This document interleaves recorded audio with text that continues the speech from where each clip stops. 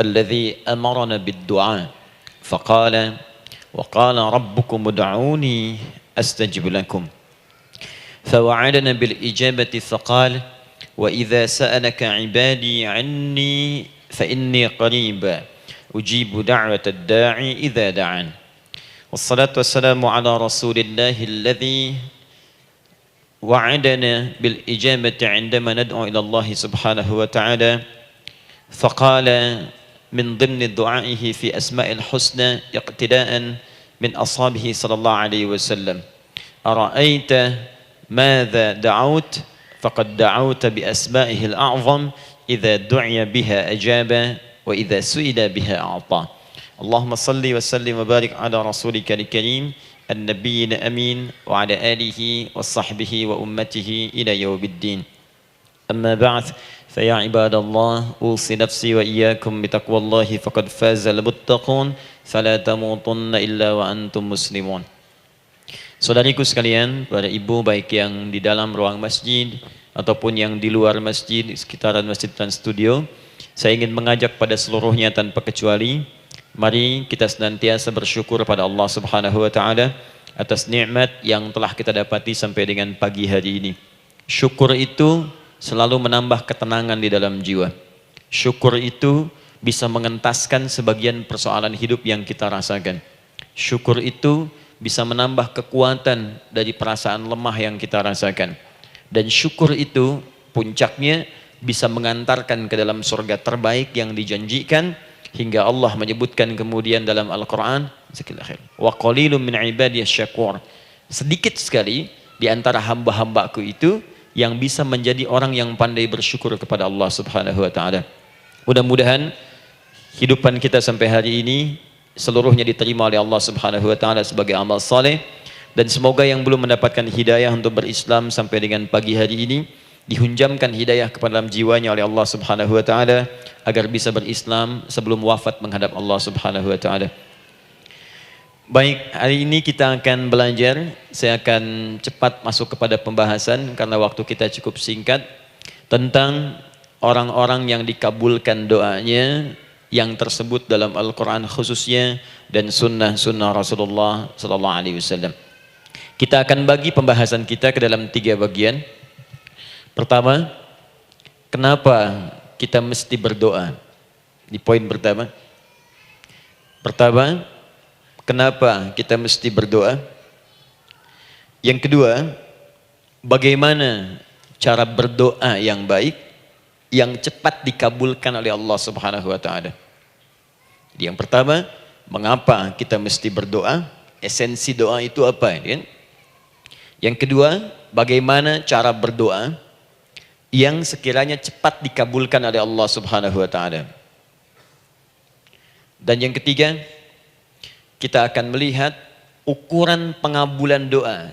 Seperti apa doa itu dikabulkan? Karena nanti ada orang-orang yang tidak sadar sesungguhnya doanya sudah dijawab, tapi dia tidak menyadari itu. Bahkan merasakan doanya kok nggak dijawab-jawab gitu. Padahal Allah sudah menjawabnya. Nah, seperti apa ukuran kita mengetahui bahwa doa kita telah terjawab, atau doa kita barangkali belum dijawab, atau tidak dijawab? Apa ukuran ketiga hal itu? Itu yang coba kita turunkan di pembahasan pagi ini. Mudah-mudahan dengan itu kita nanti akan lebih pandai bagaimana cara menyikapi doa dalam hidup, seperti apa doa dipanjatkan, kapan kita berdoa, dan kita tahu oh ini hasil dari doa yang telah kita panjatkan. Sepakat sampai di sini? Baik ya, tinggal sepakat saja ya. Kan biasanya yang nerangkan saya, nulis saya, ngapus saya sampai selesai pula. Baik, ayo kita mulai. Bismillah. Mengapa kita mesti berdoa? Kita buka dulu ibu sekalian, ya, yang di ruangan ini ataupun yang di bawah, semuanya insya Allah memiliki kemuliaan yang sama di hadapan Allah Subhanahu wa taala, sesuai dengan keikhlasannya, ya, sesuai dengan keikhlasannya. Karena hadisnya umum sifatnya. Man salaka tariqan yaltamisu fihi ilma, sahhalallahu lahu tariqan ilal jannah. Siapa yang menyiapkan dirinya menempuh perjalanan dan dia meniatkan ingin belajar pengetahuan agama walaupun sedikit, maka dia akan dapat balasan dari Allah. Minimal setiap langkahnya akan dicatat meringankan langkah dia ke surga nantinya. Ya, Dan di situ tidak disebutkan khusus bagi yang di dalam ruangan masjid. Lantai 2 lagi misalnya. Tidak. Ya, jadi yang di sekitaran, yang di depan semua berdasarkan niatnya, ya. Berdasarkan niat dan kuantitas amalannya. Di kuantitas itu tambah. Mungkin Ustadz belum datang, ibu ada yang berzikir, ada yang baca Al-Quran, ada yang istighfar. Itu yang nambah pahala. Ya. Kalau yang pasang status, pasang kamera, ya itu saya nggak tahu. Ayo kita kembalikan sini. Pertama, Quran surah ke-7 ayat 172. Quran surah ke-7 Al-A'raf ayat 172.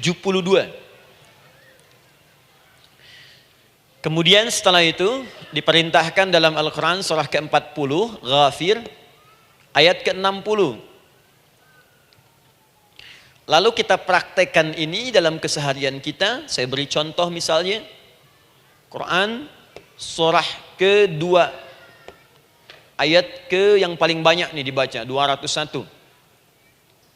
Kadang-kadang misalnya Quran surah ke-2 ayat 286. Banyaklah. Quran surah ke-7 ayat 23 misalnya dan seterusnya. Ini bagian pertama.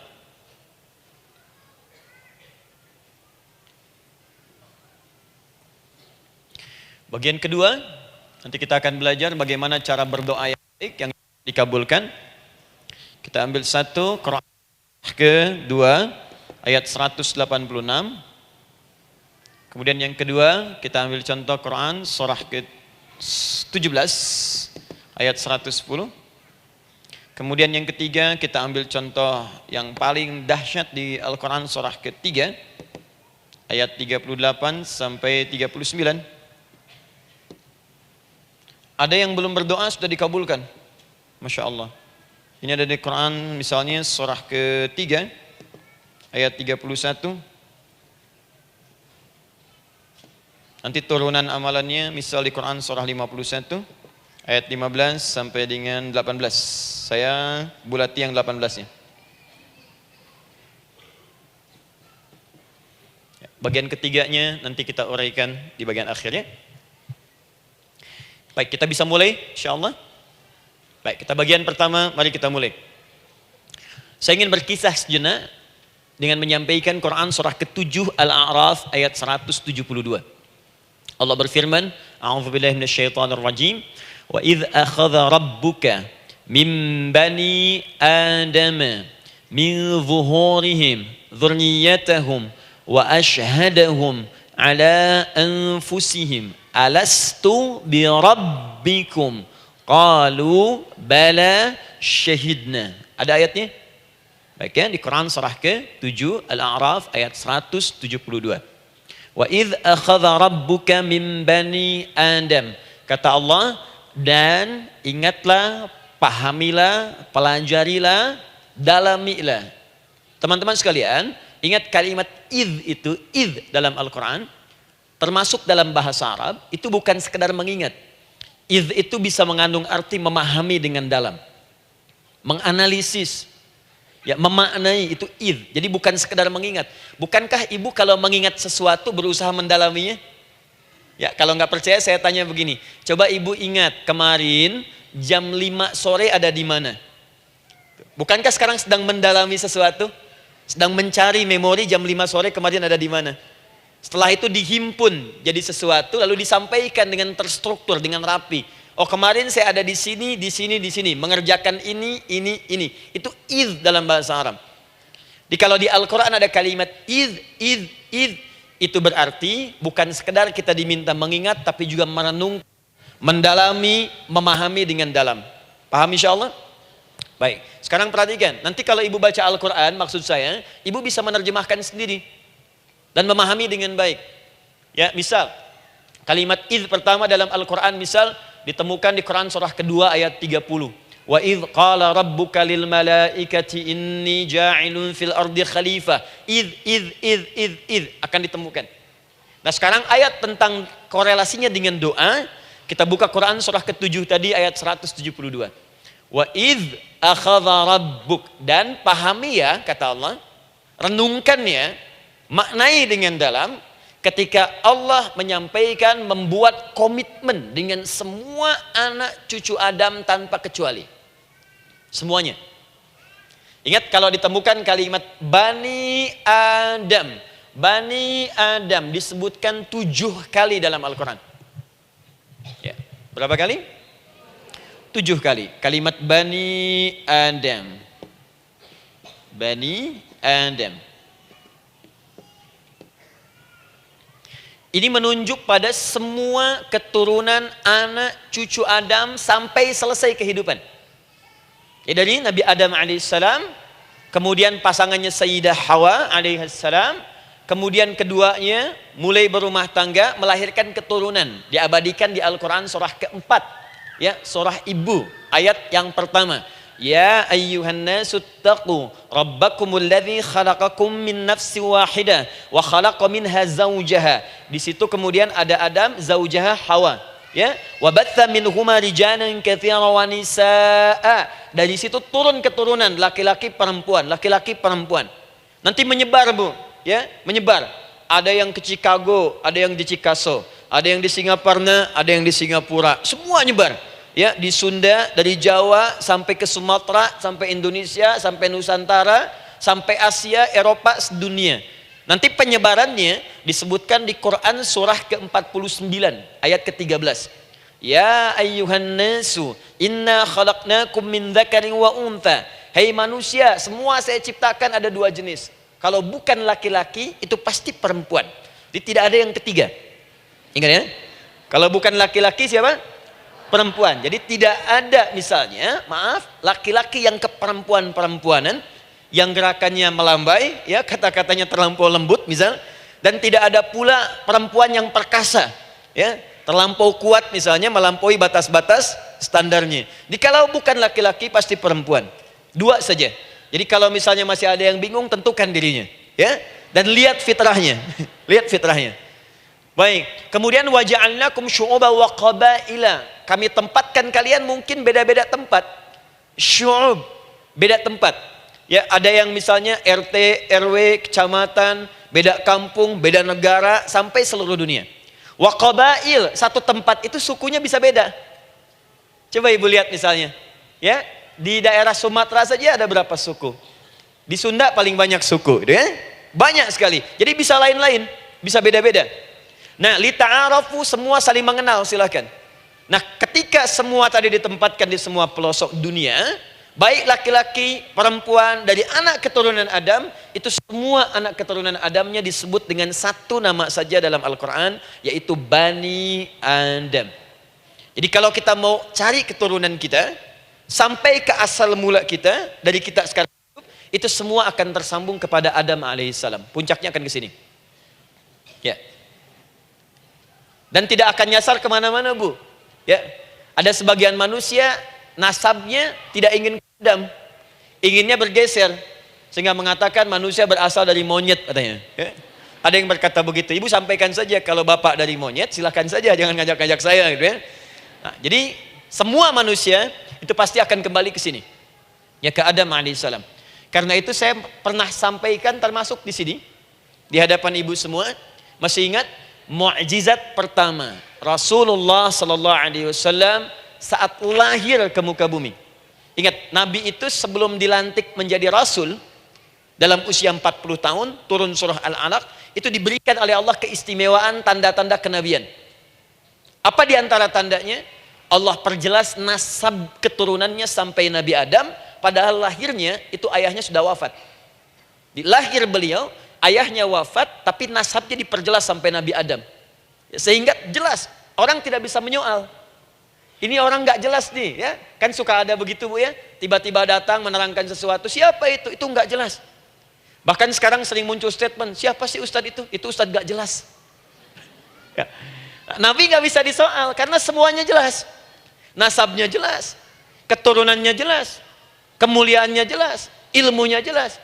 Jadi kalau orang mau menyoal nggak punya peluang. Siapa kamu Muhammad? Saya jelas keturunannya.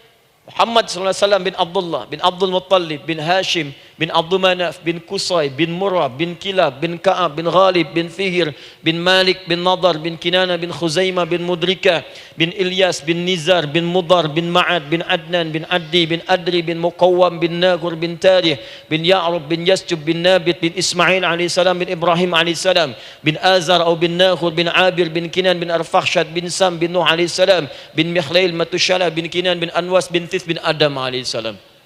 Coba ulangi. Jelas. Jelas. Jadi orang nggak bisa nyoal, itu mukjizat ya. Keistimewaan pertama sebelum Allah kemudian angkat menjadi nabi dan rasul di usia 40 tahun. Jadi kalau ibu ditanya, kamu jelas enggak? Jelas. Apa binnya? Bin Bani Adam.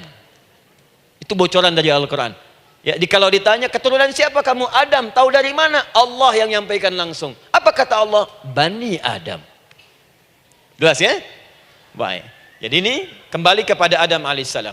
Nah, semua anak cucu Adam yang saya garis bawahi, sejak mulai terlahir itu sudah ada komitmen dari Allah dengan anak cucu Adam ini sebelum terlahir ke dunia. Sejak dalam kandungan. Jadi kalau ibu belajar hadis, misal dulu saya pernah amanahkan kalau ibu mau belajar dasar-dasar, cari kitabnya Imam An-Nawawi yang Al-Arba'in An-Nawawiyah, 42 hadis.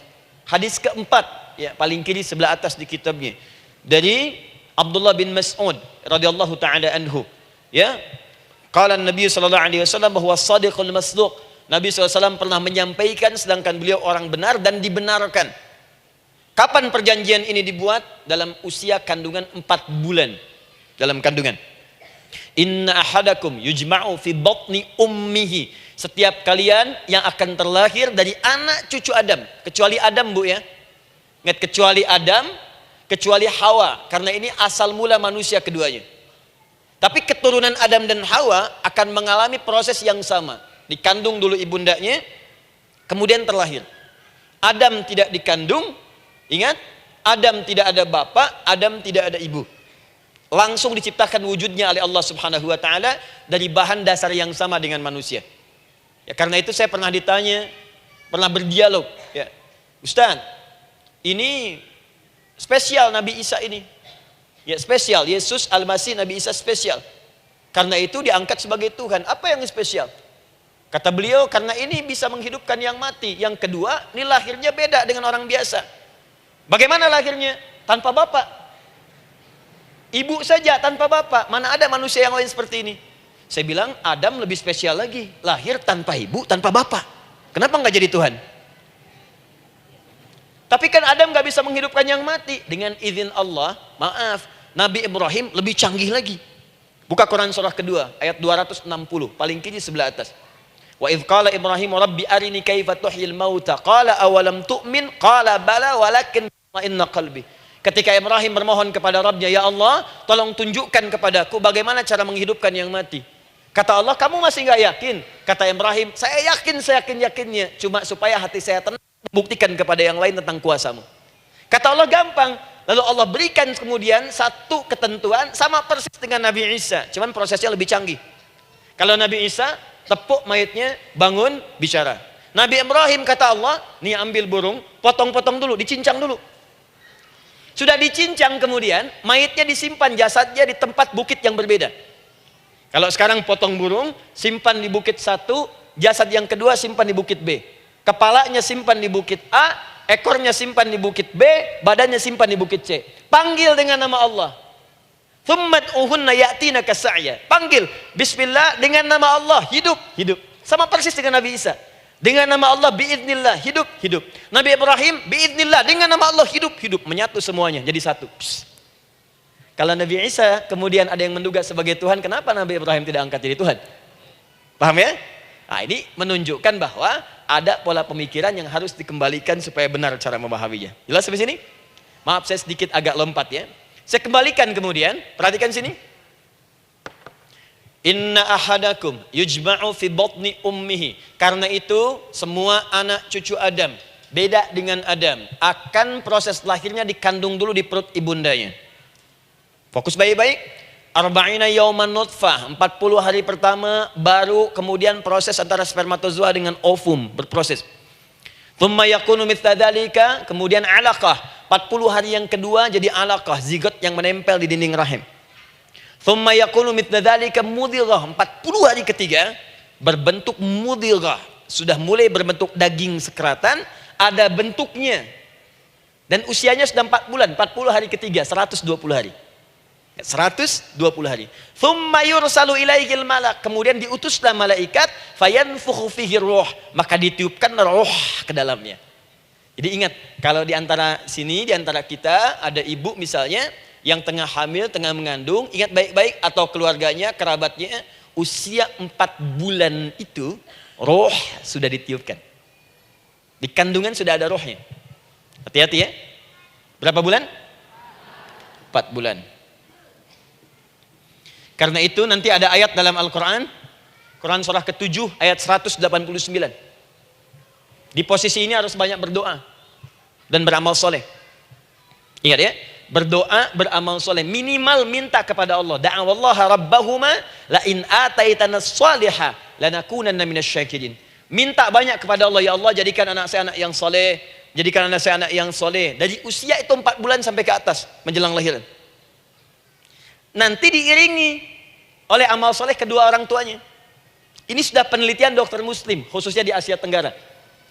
Saya diskusi dengan seorang dokter muslim, ternyata ada korelasi amal soleh yang dikerjakan kedua orang tua, ayah dan bunda, atau calon ayah dan bunda, kepada anak yang sedang dikandung, yang belum dilahirkan.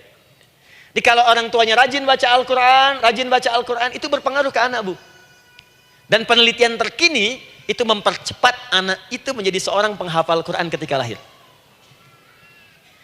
Ya, pernah satu kali dibacakan Al-Quran, posisi janin itu berubah.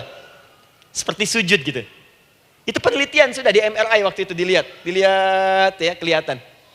Jadi ada korelasi antara kesolehan orang tua dengan kesolehan anak yang sedang dikandung. Hati-hati ya. Tapi yang penting diketahui adalah dalam usia kandungan 4 bulan itu disebutkanlah isyarat di Quran surah ke-7 ayat 172 terjadi perjanjian komitmen dengan Allah Subhanahu wa taala. Apa perjanjiannya? Wa idz akhadha rabbuka min bani adama min zuhurihim dzurriyyatahum wa asyhadahum ala anfusihim. Lihat perjanjiannya, saya fokus di kalimat ini, alastu bi rabbikum. Rabb. Apakah engkau akan berkomitmen saat ini? Bersaksi? Karena kalimatnya bersaksi.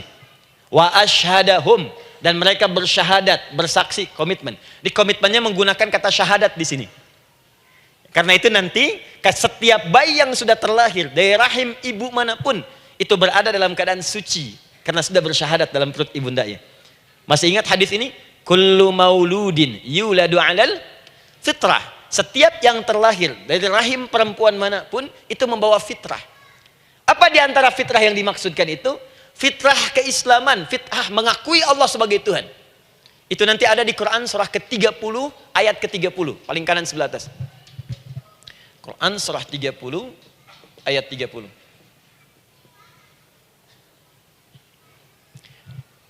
Fa'aqim wajhaka lid-dini hanifa. Hai setiap manusia, fa'aqim wajhaka, hadapkan, pasrahkan, arahkan dirimu sepenuhnya. Lid-dini, pada ketentuan ad-din, hanifa, dengan lurus. Di setiap manusia itu punya fitrah untuk beragama. Punya kecenderungan untuk mencari Tuhan. Silakan ibu cek, manusia manapun yang pernah hidup, itu pasti akan mencari Tuhan. Silakan.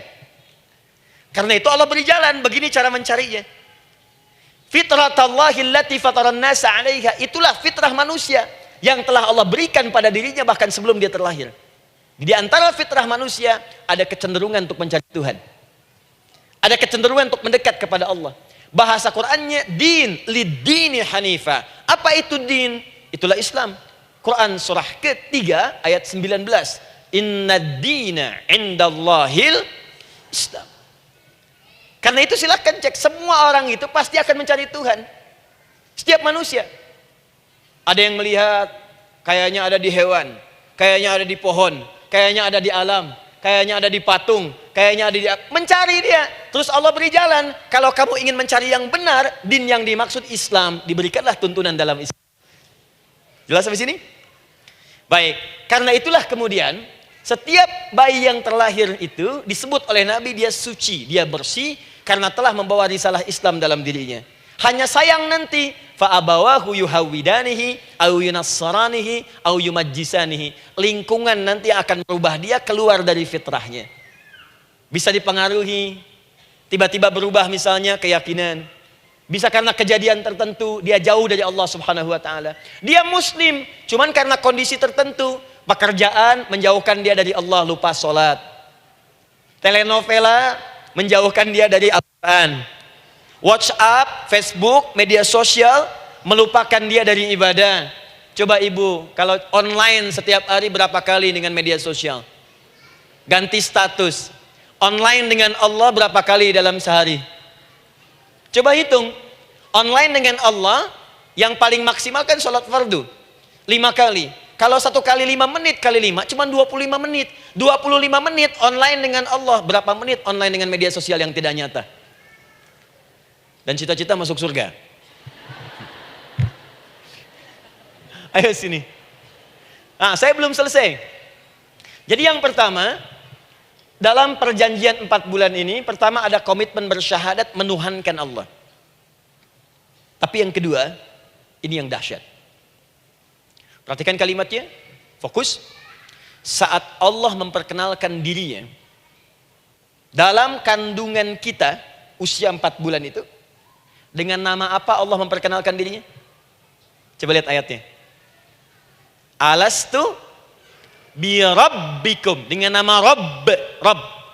Wa idh akhadha rabbuka min bani adama dzurriyyatahum, awas, wa ashhadahum ala anfusihim alastu bi rabbikum, dengan nama Rabb. Nah, ibu sekalian, kata Rabb ini itu berasal dari kata ar-rububiyah. Ar-rububiyah yang berarti sifat merawat, memberikan semua kebutuhan. Saya ulang ya, merawat, memberikan semua kebutuhan, sudah, menyayangi, memaafkan, mengasihi, mengampuni. Masya Allah. Merawat, memenuhi sebuah kebutuhan, menyayangi, memaafkan, mengampuni. Jadi semua hal yang terkait dengan perhatian ada pada kalimat Rabb. Sifatnya disebut dengan rububiyah. Zat yang memperhatikannya disebut dengan Rabb, namanya Rabbun. Baik. Pelan-pelan. Nah, seakan-akan Allah ingin berkata begini, hei, engkau buat perjanjian dengan saya sekarang. Engkau bersaksi, saya sebagai Tuhan, siap bersaksi, menuhankan saya. Nanti ketika kamu lahir, apapun yang kamu butuhkan dalam kehidupan, aku akan berikan. Kamu akan saya rawat, kalau sakit, kamu saya sembuhkan. Minta sesuatu yang kamu butuhkan, saya akan berikan. Kamu butuh sesuatu, saya akan hadir. Kamu salah minta maaf, saya maafkan. Kamu dosa minta ampun istighfar, saya ampuni. Kamu ingin sesuatu yang lebih baik, saya berikan. Pokoknya semua yang kamu inginkan selama engkau butuhkan itu baik, aku berikan. Kira-kira, maaf Bu ya, maaf sekali. Kalau ada yang nawarkan pada ibu, mau nggak ikut saya? Nanti sebuah kebutuhannya saya berikan. Kalau sakit saya berikan jaminan kesembuhannya. Kalau butuh sesuatu saya berikan. Kalau ingin ini itu selama butuh saya sampaikan. Kira-kira ibu nolak atau ikut? Baik. Ikutnya mikir dulu atau tidak? Tidak. Jangankan yang tinggi-tinggi Bu ya. Suami aja nawarkan. Mah mau nggak ikut papa? Papa nanti kasih handphone S10. Sama gelang nggak Pak? Ikut ya. Dan tanpa pikir. Dalam bahasa Arab, sesuatu yang disetujui tanpa difikirkan lagi, itu disebut bala namanya. Bala, sekali saja. Sekali, ya, tidak 2 kali. Tidak ditambah, tidak dikurangi. Ingat, kalau Allah sudah sampaikan kalimat, jangan tambah, jangan kurangi, ya. Bala tidak ditambah nga, tidak disebutkan 2 kali. Bala. Ya. Bala itu artinya siap. Ya. Tanpa pikir. Karena memang nggak ada yang dipikirkan lagi. Apa yang mau dipikirkan? Semua kebutuhan dikasih. Semua keinginan dikabulkan sepanjang baik. Kalau sakit ada jaminan disembuhkan. Dikasihi, disayangi, salah dimaafkan. Ya, kalau dosa diampuni, apalagi yang kurang, nggak ada aib, nggak ada yang kurang, sempurna semua. Kita katakan bala tanpa pikir. Karena itu, perhatikan, setiap kita kemudian, ibu sekalian, datang terlahir ke bumi, mengalami kehidupan, fitrah kita setiap mendapatkan kebutuhan, kita akan menyebut nama Allah Subhanahu wa Ta'ala dengan nama yang telah dijanjikan itu. Silakan ibu cek. Bukankah ibu ketika ada kesulitan memohon kepadanya? Ya Allah, tolong sembuhkan ya Allah. Ya Allah, lancarkan ya Allah. Ya Allah, sukseskan suami saya. Ya Allah, tenangkan kehidupan rumah tangga kami. Ya Allah, anugerahkan solusi. Ya Allah, sembuhkan ibu saya. Semua minta kan? Dan dahsyatnya, ketika ibu memohon kepada Allah itu, ibu gunakan kalimat yang telah disepakati ketika Allah sampaikan kepada kita. Rabb, Rabb, Rabb. Perhatikan, kalau ibu berdoa, doa apa paling favorit? Rabbana atina fid dunya hasanah fil akhirati hasanah wa qina. Doa apa itu? Lihat, bukankah kalimatnya dibuka dengan Rabb? Rabbana atina fid dunya hasanah. Rabbana zalamna anfusana wa illam taghfir lana wa tarhamna lanakunanna minal. La yukallifullahu nafsan illa laha ma kasabat wa 'alaiha mak. Perhatikan, Rabbana la innasina Rabbana Rabb. Ini ayatnya. Sepu jagat, Quran surah 2 ayat 201. La yukallifullah, Quran surah 2 ayat 286. Rabbana zalamna, Quran surah 7 ayat 23. Yang ingin saya sampaikan, setiap kita butuh sesuatu, kita menyebut namanya dengan kalimat Rabb. Kenapa kita katakan Rabb? Karena Allah sendiri menyebutkan dengan kalimat Rabb. Alastu bi rabbikum, saya nanti adalah Tuhan yang akan memperhatikan kalian, menyayangi kalian. Saya Tuhan yang akan merawat kalian, memberikan semua kebutuhan. Makanya ibu tuh kalau ada persoalan nagih seakan-akan ke Allah. Ya Allah, kan engkau yang berjanji kepada saya. Engkau yang berjanji, engkau yang menepati ya Allah, karena engkau Tuhan. Kalau manusia, dia berjanji, dia yang mengingkari. Dia awali, dia yang akhiri. Tapi engkau beda ya Allah. Kenapa? Engkau berjanji, engkau yang menepati. Quran surah ketiga ayat 9. Innallaha la yukhliful mi'ad. Engkau yang berjanji, engkau yang menepati. Engkaulah awal dan akhir dari semua hal. Engkau mengatakan saya Rabb yang akan memberikan semua kebutuhan. Sekarang saya butuh ya Allah. Engkau berjanji akan menyembuhkan, sekarang saya sakit ya Allah. Engkau berjanji akan memberi solusi, sekarang saya sedang punya masalah ya Allah. Engkau berjanji akan memberikan kesuksesan, sekarang saya sedang menapaki itu ya Allah. Makanya ibu sebutkan kalimat Rabb, Rabb, Rabb, Rabb. Jadi sesungguhnya doa itu adalah fitrah dari setiap manusia karena mulai dibangun komitmen sebelum dia dilahirkan ke muka bumi. Jadi kalau kita bicara tentang doa, doa itu fitrah kehidupan bagi setiap manusia. Hidup. Sekaligus penanda komitmen yang membedakan antara Khalik dengan makhluk, hamba dengan Allah, manusia dengan Tuhan. Kan Allah katakan saya Rabb ya, saya yang ngasih, saya yang Tuhan. Berarti kita yang makhluk kan, kita yang butuh kan. Allah yang memberi, kita yang butuh. Untuk membedakan mana yang butuh, mana yang ngasih, maka pembedanya adalah doa. Jadi kalau ada manusia yang nggak pernah doa selama hidup, itu tandanya ada yang salah dengan kehidupannya. Karena seakan-akan dia nggak butuh Tuhan. Sebab perbedaan manusia dengan Tuhan itu sebelum lahir, salah satunya ditunjukkan dengan sifat butuh kita kepada Allah. Makanya sekaya-kayanya orang itu pasti berdoa. Manusia paling kaya di muka bumi pun kalau besoknya mau ada pekerjaan atau proyek, dia berdoa dulu tuh. Ya Tuhan, tolong lancarkan proyek ini. Butuh.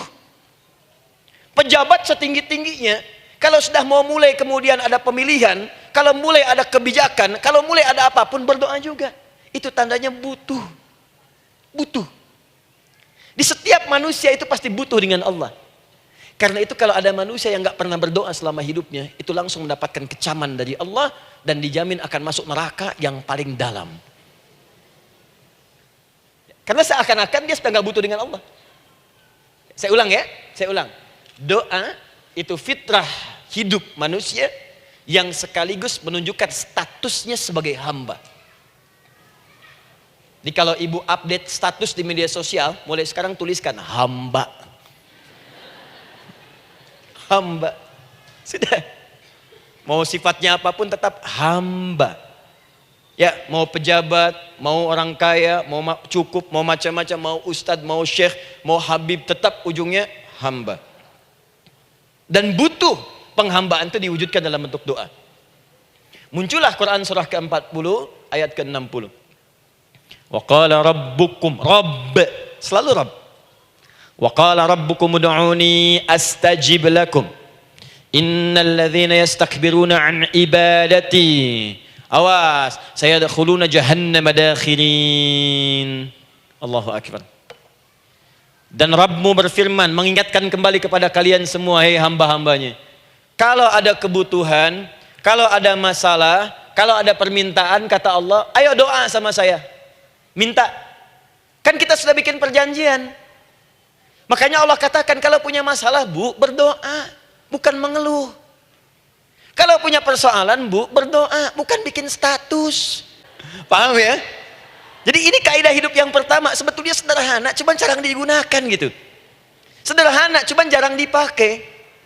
Kata Allah kan, kamu doa itu, saya kasih ketenangan. Jadi Bu, gini, doa itu manfaatnya, walaupun solusi belum datang, tapi hati tenang. Tenang. Jadi kalau mau curhat-curhat sama Allah, sampaikan, minta, mohon, berikan. Minimal tenang. Saya kasih rahasia ya. Ini di antara kita saja nih. Lihat sini. Saya hapus dulu deh. Bismillah.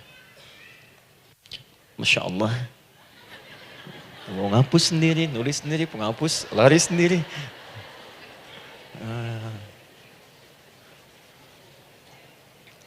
Bismillah. Oh ini ada dua ya. Sini. Baik. Buka Quran surah 7 ayat 205. Quran surah 7 ayat 205. Doa itu disebut zikir di ayat itu. Jadi kalau ibu sedang berdoa, itu sedang berzikir. Wadhkur rabbaka fi nafsika tadarruan wa khifatan wa dunal jahri minal qaul. Ada ayatnya? Oke. Pakai Rabb lagi kan? Wadhkur rabbaka. Kalau engkau punya masalah, kata Allah, sekecil apapun. Di rumah tangga kah, di kantor kah, kehidupan sosial kah. Kata Allah, ayo sebut, minta kepada Allah. Berdoa.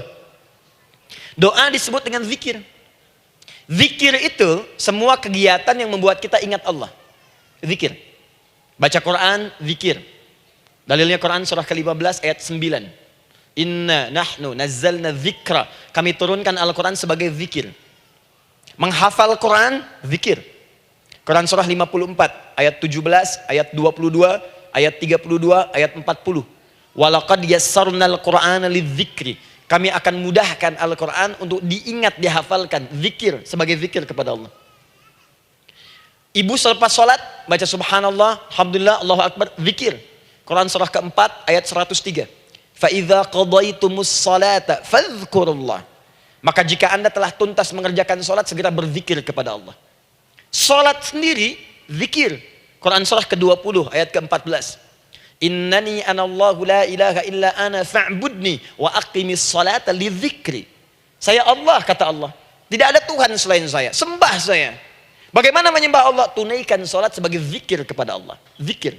Di zikir semua amalan yang mendekatkan kita dengan Allah. Doa itu satu dari bagian zikir. Tapi tahukah ibu fungsi zikir yang paling utama itu apa? Quran surah 13 ayat ke-28. Ala bizikrillahi tatmainnul qulub.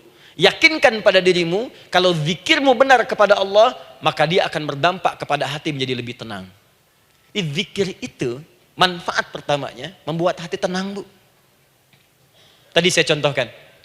Baca Al-Quran, zikir kan? Jadi kalau ibu sedang tidak tenang, sedang gelisah, ada masalah, daripada mengeluh sana sini, wudu, Bu, wudu. Ambil mushaf, baca. Saat baca itu mungkin solusi belum datang, tapi hati itu lebih tenang. Kaitan dengan bahasan kita, doa, minta. Doa. Jadi kalau orang punya masalah itu kalau berdoa, walaupun solusinya belum datang, walaupun kemudian jawabannya belum tiba, minimal hati ibu itu tenang. Ini dia. Kan surah 13 ayat 28. Rumus ini pakai. Gunakan dalam hidup. Karena yang tahu kehidupan kita itu Allah yang menciptakan kita. Yang tahu pesawat, yang bikin pesawat. Yang tahu handphone, yang bikin handphone. Yang tahu mikrofon, yang bikin mic-nya. Yang tahu kita, yang menciptakan kita. Ikutilah petunjuk Allah yang menciptakan kita, maka akan langsung terasa manfaatnya. Ibu tidak percaya, silahkan lakukan. Rasakan bedanya, bedakan rasanya, dan pasti akan terasa bedanya. Akan lain. Tuh. Doa. Tapi ingat yang paling penting kata Allah, doa itu bukan sekedar penting permohonannya, tapi menunjukkan status kita sebagai hamba di hadapan Allah Subhanahu wa taala. Jadi kalau ada orang selama hidup tidak pernah berdoa, artinya dia mengingkari status dia sebagai hamba di hadapan Allah Subhanahu wa taala. Mau menyejajarkan diri dengan Tuhan. Kan yang tidak pernah meminta itu Tuhan. Allah yang memberikan. Kalau manusia beda pasti minta. Artinya kalau ada manusia nggak pernah minta, seakan-akan bahasa halusnya, kamu ini ngaku jadi Tuhan. Saya tempatkan kau di neraka jahanam yang paling bawah. Jahanam itu, Bu, belum masuk saja sudah terasa. Terasa. Buka ibu Quran surah misalnya ke-40 Ghafir tuh. Ya, ayat 45 sampai dengan 47-nya. Sebelumnya lagi lihat Quran surah ke-8 ayat ke-50. Itu penghuni neraka, Bu, yang bukan jahanam saja. Penghuni neraka itu kalau mau meninggal itu dipukulin dulu malaikat. Depan belakangnya. Ayo, kamu keluar. Lama amat keluarnya rohnya katanya. Takut karena nggak punya bekal. Kan maaf ya, kaidah mengatakan orang nggak punya bekal itu takut pulang, apalagi orang merasa salah. Anak ibu berbuat kesalahan, mau pulang takut kan? Takut. Jadi kalau ada anak takut pulang, salah dia. Salah. Kemana anak nggak pulang-pulang, pasti ada yang salah karena nggak berani pulang. Jangankan salah, nggak punya bekal saja, malu pulang. Lihat ibu waktu Ramadan usai, mau mudik, Idul Fitri. Kan pada mudik kan? Kenapa mau mudik dan senang mudik? Karena punya bekal, Bu. Dikumpul-kumpulkan terus selama 11 bulan. Untuk 1 bulan saja. Itu pun paling berapa hari. Kumpulin. Terus telepon keluarga. Insya Allah aku pulang hari ini. Wah, senang semuanya. Padahal mudiknya cuma pakai motor, Bu. Motornya bebek, bekalnya singa. Serius saya, motor bebek bekal singa. Ada kardus belakangnya. Tulisin. Terus tambah pelepah pisang buat begini. Belakangnya ditulisin, aku pulang sayang. Jalan mudik. Terus yang di rumah kan senang nerimanya. Kenapa? Karena ada yang pulang dan bawa bekal. Saya pernah tanya pada seseorang, kenapa anda nggak mudik? Nggak ada bekal, Ustadz. Nggak ada bekal, malu pulang. Kebayang nggak saat pulang menghadap Allah nggak punya bekal? Malu pulang, apalagi punya banyak salah. Jadi nggak mau keluar rohnya. Malaikatnya geram, dipukulin sama malaikat. Pukul depannya, pukul depan. Kamu ini cepat keluar. Keluar. Malu pulang. Tapi kalau punya bekal enak. Dan yang nyambut langsung malaikat. Bahkan nanti ada satu amalan saat dikerjakan. Itu orang ini sudah masuk surga. Tapi semua malaikat di semua pintu surga yang 8 itu datang mengunjungi dia mengucapkan selamat. Itu ada di Quran surah 13 ayat 24. Salamun alaikum bima sabartum fa ni'ma uqbaddar. Selamat ya saat di dunia sabar mencari bekal, dan ini bekal terbaik yang kamu dapatkan, silahkan nikmati surga yang kamu rindukan itu. Ini nikmatnya tempat yang pernah nanti kamu kunjungi. Dan tinggal abadi di situ. Yang nyambut malaikat. Bayangkan semua malaikat, Bu. Semua malaikat dari pintu surga datang nyambut dia. Wah, Masya Allah, malaikat Jibril, Israfil, malaikat maut. Maaf ya, dicabut kemarin. Biasa, selamat. Dunia aja kalau ada yang nyambut senang kan? Rumah dicat, datang sambut depan rumah, semua hidangan ada. Oh, Masya Allah. Bahkan yang tidak ada jadi ada. Luarnya kongguan, dalamnya rangginang gitu kan. Wah, muncul semua. Paham ya? Jadi ini bagian pertama. Jadi kita katakan kenapa manusia mesti berdoa. Jawabannya karena manusia itu hamba. Dan doa itu adalah fitrah, bagian dari kehidupan. Kenapa manusia mesti berdoa? Karena ada komitmen dari Allah. Setiap dia mendapatkan sebuah persoalan, maka Allah akan jawab dan berikan jawaban dari semua persoalannya. Jalan mendapatkan jawaban itu adalah doa. Kenapa manusia mesti berdoa? Karena dia butuh dengan Allah. Dan puncaknya, kenapa dia mesti berdoa? Karena Allah ingin membahagiakan kehidupan dunianya sebelum sampai keabadiannya di akhirat. Jadi ketika kita berdoa, sebetulnya kebaikan untuk kita karena Allah ingin kita bahagia. Ingin mudah hidupnya. Jadi kalau ada orang nggak berdoa, sesungguhnya dia sedang menyulitkan diri sendiri dalam kehidupan dunianya sampai ke akhiratnya. Jelas sampai di sini? Masya Allah. Alhamdulillah. Baik, kalau sudah paham, saya hapus ini, kita masuk bagian yang kedua. Sudah? Alhamdulillah. Saya ingin setiap pembahasan kita dipahami ya. Saya tidak menyukai kalau datang melihat tapi nggak paham gitu. Ya, dengar tapi nggak paham. Saya tidak ingin satupun keluar dari sini kecuali paham. Ya. Ibu paham? Paham Ustaz. Pada pamit ya, silahkan. Apa yang ibu pahami? Doa. Ya. Dah. Nah, sekarang masuk bagian kedua. Bismillah. Kalau sudah mengerti yang tadi, persoalannya adalah bagaimana cara kita memohon kepada Allah. Itu dia. Bagaimana cara kita meminta? Kata Allah, kamu kalau punya masalah, minta. Ya Allah, caranya bagaimana? Karena sesuatu yang dikerjakan tanpa ilmu dan tidak tahu caranya, itu bisa keliru. Hidup itu menyembah Allah tidak cukup dengan iman, Bu. Mesti pakai ilmu. Iman saja sekalipun kuat tanpa ilmu, itu bisa salah. Kuat ingin mendekat kepada Allah. Ya Allah, aku ingin ibadah, kuat. Saya punya kawan dulu di pesantren. Tahun kedua, dia sudah berubah. Ya, tadinya orang tuanya melihat anaknya, Masya Allah, tiba-tiba ada perubahan, senang ibadah, Bu. Malam-malam dia bangun, ini kisah nyata, saya alami sendiri. Masya Allah, saya senang sekali. Kita saling doakan, dia bangun malam tahajud. Bangun jam 2, Anda bayangkan. Yang sebelumnya menjelang subuh atau apa, ini malam Jumat lagi, malam libur. Malam libur biasanya santri itu, kebanyakan ada yang keluar, ada yang main, ada yang macam-macam. Ini dia malam tahajud, jam 2 bangun. Saya bahagia sekali. Udah bangun, sholat, selesai. Cuman pas waktu mau subuh, kok saya lihat tidur. Saya bangunkan kan. Fulan, bangun. Oh iya, kata iya. Oh mungkin nanti mau nyusul. Saya pikir istirahat dulu. Saya ke masjid lah. Udah ke masjid, dah selesai. Kita diskusi di masjid, selesai. Semua pulang saya jam 7. Saya lihat masih tidur juga. Barangkali dia sudah tadi sholat mungkin di kamar, nggak sempat ke masjid karena capek. Tapi saya lihat kok posisinya nggak berubah. Di situ juga. Akhirnya setengah jam saya tunggu, saya bangunkan. Bangun. Kenapa Adi katanya? Saya kira antum belum sholat subuh ya? Adi gimana sih? Kan udah saya jama dengan tahajud tadi. Udah saya jama dengan tahajud. Jadi memang kekuatan imannya lagi tinggi, cuman ilmunya kosong. Ini yang bahaya. Besok-besok kalau orang kayak gini sholat subuh bisa 4 rakaat. Ya. Karena itu berdoa penting, cuma kita mesti tahu caranya. Yuk kita mulai bagian pertama. Quran surah kedua ayat 186. Paling kiri sebelah bawah. Sudah? Wa idza sa'alaka ibadi anni fa inni qarib. Fokus. Kata Allah, kalau hamba-hambaku Muhammad SAW bertanya kepadamu, minta petunjuk untuk mencari-cari aku. Tuh Bu, coba lihat. Ayat doa dibuka lagi dengan kalimat hamba. Untuk menegaskan status kita. Jadi kalau ditanya, kita siapa di hadapan Allah? Hamba. Makanya nggak usah sombong. Jangan sombong, karena kita cuma hamba.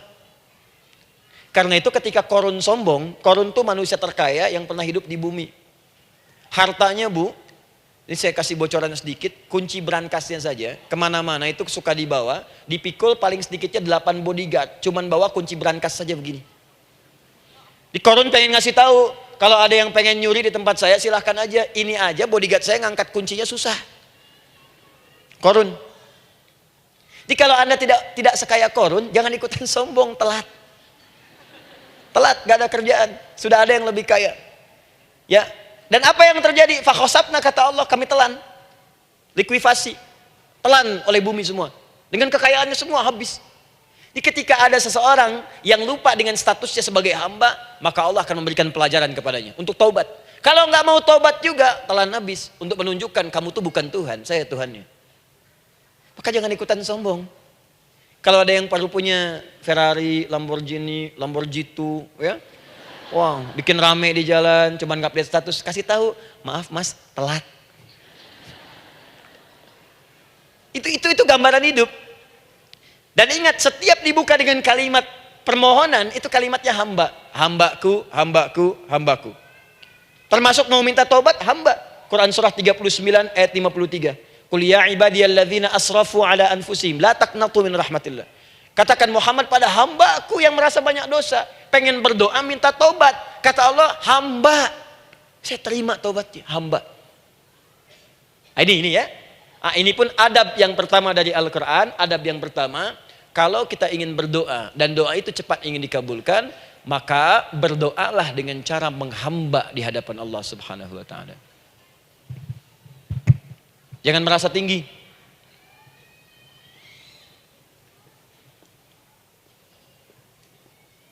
Saya turunkan caranya. Bagaimana cara menghamba itu dengan cara yang baik? Fokus. Wa idza sa'alaka 'ibadi 'anni, Muhammad SAW, jika ada hamba-hambaku bertanya padamu tentangku, ingin mencari-cari aku. Masya Allah, ibu maaf ya, biasanya kan kalau orang mencari Allah, ingin mendekat kepada Allah, entah itu datang ke masjid, bangun malam, biasanya motifnya cuma dua. Satu, ada kebutuhan, pengen berdoa, terus dekat sama Allah. Besok mau arisan, malamnya tahajud. Anak mau ujian, baru puasa, kan? Suami ada proyek, nah, baru baca Quran, kan? Terus itu biasa itu, biasa. Jadi fitrah bu. Tumben jeng tahajud, fitrah. Itu biasa itu. Ya. Yang kedua, taubat dari maksiat. Taubat. Seorang taubat ke masjid, bangun malam, doa, itu biasa. Jadi kalau ada seperti itu tandanya kita hamba normal manusia. Fa inni qarib, kata Allah, katakan Muhammad SAW, katakan kepadanya, janganlah mencari, aku dekat. Dekat, jangan mencari, aku dekat. Jadi bu, ketika kita butuh Allah, langsung dijawab oleh Allah. Kamu mau apa?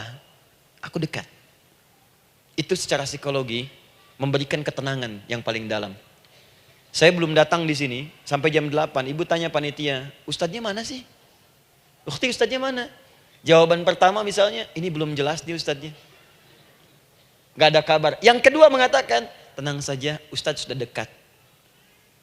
Maka yang kedua itu lebih menenangkan kepada kita. Ketika ibu mencari, ya Allah, saya sedang ada masalah, langsung dijawab oleh Allah. Tenang, aku dekat denganmu. Mau minta apa?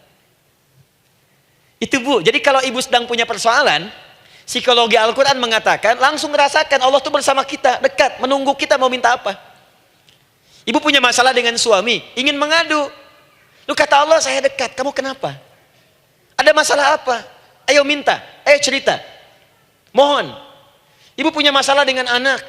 Ibu punya masalah dengan tetangga, di pekerjaan, kehidupan sosial. Kata Allah, saya dekat. Nah perasaan itu hadirkan dalam jiwa kita. Ini sekarang jarang didapatkan. Jadi kalau ada masalah itu, hal pertama yang dilakukan itu belum ingat Allah itu masalahnya. Di kebanyakan manusia itu kalau punya masalah, selalu ingin yang pertama itu solusinya. Bukan Allahnya. Kan pemilik solusinya Allah. Jadi kalau kita ingat pada yang memiliki, maka apapun yang kita minta akan diberikan. Bahkan ada orang yang saking ingatnya dengan Allah, sebelum minta sudah dikabulkan. Itu yang dahsyat. Nah, sekarang setelah kita paham tentang kedekatan ini, kemudian kita praktekkan. Jadi bu, ya maaf ya, ketika ibu punya masalah apapun, yang pertama diingat Allah. Allah. Engkau telah berjanji, Engkau pasti akan tepati. Ya Allah, sekarang aku ada persoalan. Nah, sekarang teruskan ayatnya. Ujibu da'watad da'i idza da'an. Ujiba.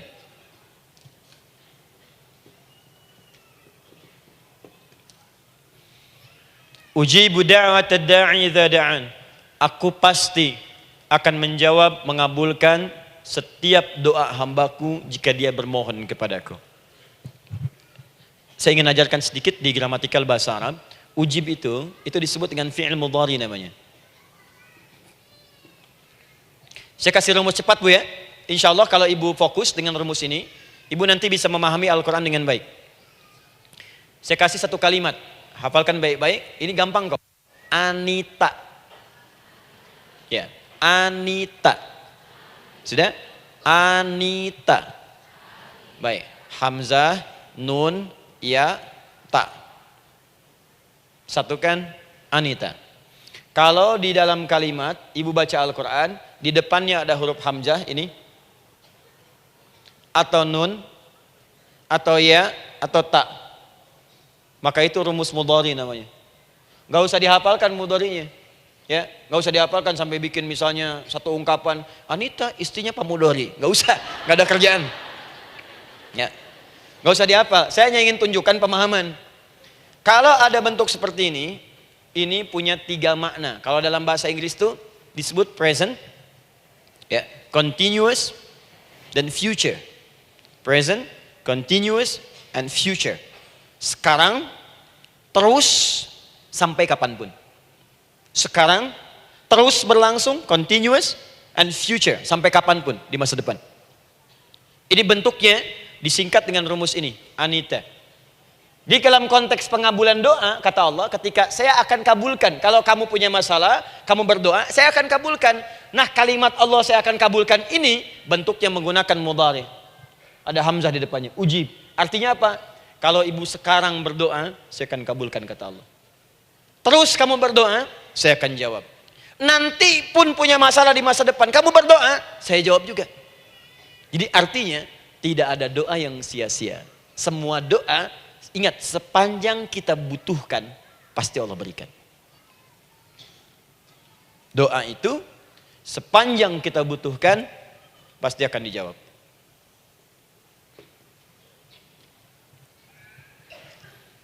Nanti kapan dijawabnya, seperti apa jawabannya, nanti bagian ketiga. Kadang-kadang minta sekarang, dijawabnya nanti. Minta sekarang, dijawab sekarang. Ada yang mintanya A, dijawabnya B, itu yang paling dahsyat. Jadi kalau saya tanya, kalau kita berdoa dijawab tidak oleh Allah? Itu janji Allah. Setiap orang berdoa pasti dijawab. Nah, hanya persoalannya seperti apa doa yang cepat dijawab itu? Apakah semua doa langsung dijawab seketika? Akankah mendapat jaminan langsung dijawab? Ternyata kalimat dijawab ini diikat dengan syarat ketentuan berlaku. Apa di antara syarat dan ketentuannya ini? Teruskan ayatnya.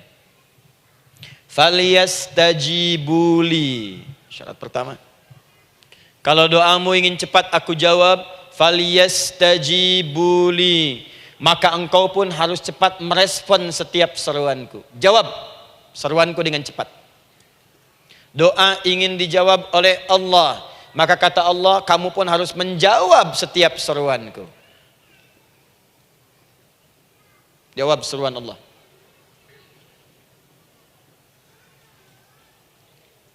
Ayo respon, adil. Maunya dapat gaji aja, kerja nggak mau. Ya? Apa ibu pikir duduk manis, santai di ruangan tengah, tiap bulan suami datang berikan uang belanja? Belum tentu. Kalau sikap tidak bagus, ya interaksi tidak mulia, maka belum tentu itu didapatkan. Maka syarat pertama kata Allah, kalau doamu ingin cepat aku jawab, maka setiap aku seru, cepatlah engkau kemudian kerjakan dan jawab itu. Jadi ternyata seruan Allah itu terkait berkelindan dengan pengabulan doa. Jadi ketika ibu diseru oleh Allah, diminta diperintahkan sesuatu oleh Allah, sebetulnya itu kunci untuk mendapatkan jawaban doa kita, Bu. Dipanggil kita, ayo cepat datang ke sini, mau minta apa? Minta, saya kasih. Apa di antara kunci doa itu, Ustaz? Yuk kita lihat. adalah jawaban dari seruan Allah. Apa di antara seruan Allah itu? Saya beri contoh satu misalnya. Allah perintahkan kita untuk sholat. Bahkan diseru, diingatkan 5 kali dalam sehari. Sholat. Bukankah kita diseru, Bu? Dipanggil 5 kali sehari untuk sholat? Allahu Akbar, Allahu Akbar. Ya? Diingatkan kan? Ayo, ayo, ingat Allah, ingat Allah, ingat Allah, ingat Allah. Allah Maha Agung, Maha Besar semuanya. Dan seterusnya. Perhatikan baik-baik. Apa tujuan Allah menyeru kita dalam sholat? Ternyata bukan ingin memberikan beban ruku dan sujud. Bukan sujudnya yang penting. Karena semua makhluk tidak sujud pun tidak akan menurunkan status Allah sebagai Tuhan. Allah tetap Allah, gak ada ruginya. Yang rugi kita. Ternyata ketika disuruh sujud, disuruh ruku itu, ternyata yang ditunggu itu bukan ruku sujudnya. Allah nunggu, punya masalah apa? Mau minta apa? Karena itu dalam ilmu fikih, ibu buka semua kitab fikih. Salat itu secara bahasa disebut dengan doa. Nama lain dari doa adalah salat. As-salatu hiya doa. Salat adalah doa. Karena itu semua bacaan dalam salat doa semua. Coba lihat. Baru takbir Allahu Akbar, doa iftitah. Al-Fatihah doa, Bu, jangan dikira Al-Fatihah nggak ada doanya. Nih, nanti saya berikan cepat ya. Ini highlight dulu. Highlight dulu. Dalam sholat itu ada 4 keadaan. Ingat ini baik-baik. Nanti ibu manfaatkan, minimal zuhur lakukan. Ada berapa keadaan? 4. Ada 4 posisi, 4 keadaan dalam sholat. Yang kalau ibu berdoa benar, meminta di situ dengan benar, itu seketika akan dikabulkan. Seketika. 1, saat berdiri. Berdiri. 2, saat ruku'. Ruku'. 3, saat sujud. 3, saat sujud. 4, sesaat sebelum salam. Berdiri, ruku', sujud, sesaat sebelum salam. Baik, sebelum saya bahas lebih jauh, saya ingin sampaikan dulu. Jadi ternyata ketika kita diminta oleh Allah menunaikan sholat, itulah cara kita memohon, Bu. Itulah waktu kita meminta. Dan dahsyatnya dalam sehari itu 5 kali ditungguin, Bu. Mana ada manusia di muka bumi ini buka pintu rumahnya 5 kali sehari cuma untuk memberikan apa yang dibutuhkan. Sesoleh-solehnya Ustadz, gak ada yang mengatakan, ayo 5 kali sehari datang aja ke rumah saya. Kalau butuh apa-apa ambil. Butuh kulkas, ambil kulkasnya. Butuh TV ambil, gak ada begitu. Allah itu maha baiknya, 5 kali sehari dipanggil. Dari subuh sampai zuhur. Kita bangun tidur aja, punya masalah nggak? Ayo minta, disuruh sholat 2 rakaat. Dan sholatnya nggak usah banyak-banyak, 2 rakaat aja dulu supaya nggak ada beban. Itu pun kadang-kadang masih lupa berapa rakaat kita sholat. Ya. Ayo sujud, disuruh minta, punya masalah nggak? Terus dari subuh sampai ke siang dipanggil lagi. Punya masalah lagi nggak? Disuruh zuhur 4 rakaat. Karena waktunya cukup panjang, suruh 4. Ayo minta. Ada masalah apa? Minta sujud kita. Minta mohon. Dari zuhur ke asar, ditanya lagi, ada masalah nggak? Panggil lagi. Ke maghrib sampai ke isya sebelum tidur. Supaya tidurmu enak, masalah nggak ada, tenang, nikmat, nyaman istirahatnya. Ada masalah nggak? Disuruh sholat lagi. Jadi kalau orang paham sholat itu kunci kebahagiaan, dia akan senang menunaikan sholat. Makanya ketika ibu bertanya, kenapa saya sholat? Dijawab oleh muadzin, hayya 'alas shalah, ayo sholat. Kenapa sih sholat? Hayya 'alal falah. Yuk bahagia. Ayo tenang. Yuk dapatkan apa yang kamu inginkan. Falah. Jadi kalau orang paham sholat itu menyelesaikan persoalan, tentu orang akan berbondong-bondong semangat untuk menunaikan sholat. Cuman sayang segelintir orang itu menilai sholat sebagai beban. Jadi sebagai kewajiban beban saja, makanya sholatnya nggak nikmat. Karak tadi duhur, ayeuna asar deui. Tuh. Ya bagaimana doanya bisa dijawab? Anda datang pada orang, tapi datangnya dengan marah-marah. Datangnya dengan mencelanya. Ya bagaimana dia bisa memberikan kebutuhan Anda? Anda datang pada Allah dengan niat yang tidak ikhlas. Setelah itu kemudian menggunjingkannya, bagaimana bisa dijawab? Tuntutan tinggi. Tapi datang tidak membawa prestasi, ya bagaimana bisa diberi? Catat tuh, bikin status. Paham ya? Nah ini bagian pertama. Jadi cara pertama, respon kata Allah, seruan Allah. Rumus pertama sholat. Nah sekarang saya ajarkan lagi. Ini belum selesai nih Bu. Ini panjang bahasannya nih. Sampai jam berapa kita? 10 ya? Oh, banyak. Oh, mau sampai jam 5 silahkan. Saya jam 10 selesai. Ya. Lihat sini.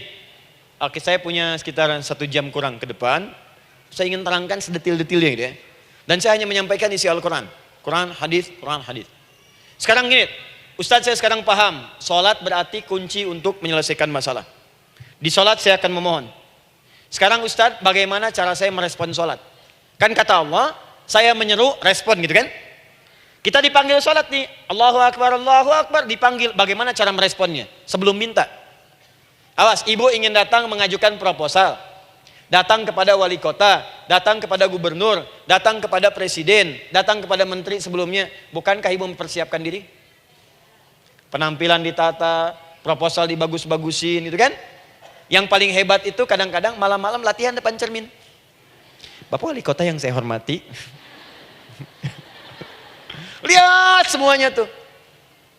Dan yang paling luar biasa, maaf ya, janjian jam 7 dengan Pak Wali Kota, datang jam 6 ke Balai Kota. Sekarang ibu punya janji dengan Allah. Janji itu sudah diketahui sebelum pertemuannya. Kalau tidak percaya, 5 waktu ini ibu sudah hafal Bu. Ya, bahkan disuruh ngapalin oleh Allah. Buka Quran surah ke-4. Surah ibu, surah mama, An-Nisa. Ayat 103, Quran surah 4 ayat 103.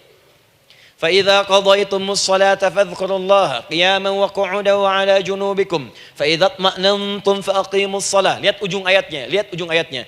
Inna as-salata kanat 'alal mu'minina kitaban mawquta. Sungguh semua waktu salat itu telah ditetapkan waktunya bagi orang beriman. Itu terjemahan biasa. Kalau terjemahkan pakai ilmu balaghah, sungguh orang beriman itu hafal waktu-waktu salat. Tahu waktunya. Apalagi kalau di waktu itu ibu punya kepentingan, pasti hafal. Kalau ibu benar memprioritaskan sholat dan menilai sholat sebagai solusi hidup, menilai sholat sebagai kebutuhan, ibu pasti akan hafalkan itu Bu. Nih ya, ibu dapat bagian arisan nih, bulan ini misalnya. Dan memang bagian jatah ibu, demi Allah saya katakan, sebulan sebelumnya ibu sudah hafal tanggalnya kapan. Bahkan di kalender tuh diwarnain. Papa, bagian mama nanti bulan ini. Tuh.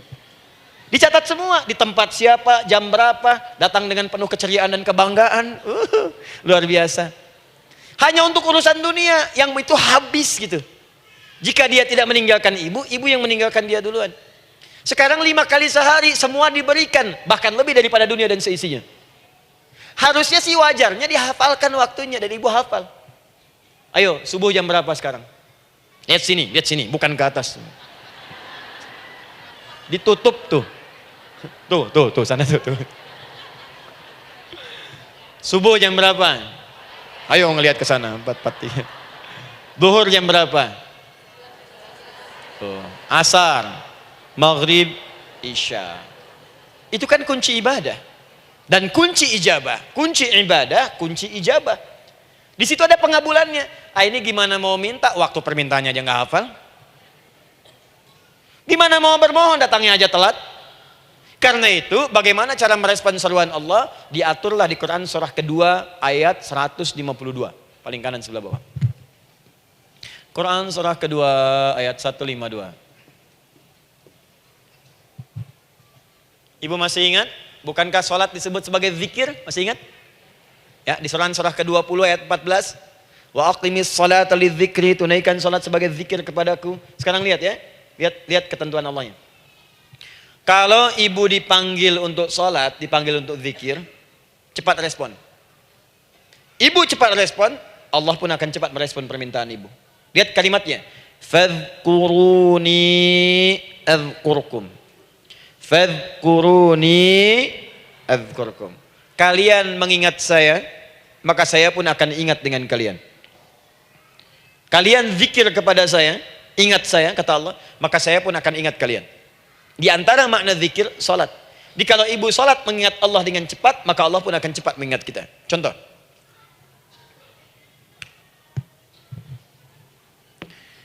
Saya ambil waktu subuh misalnya.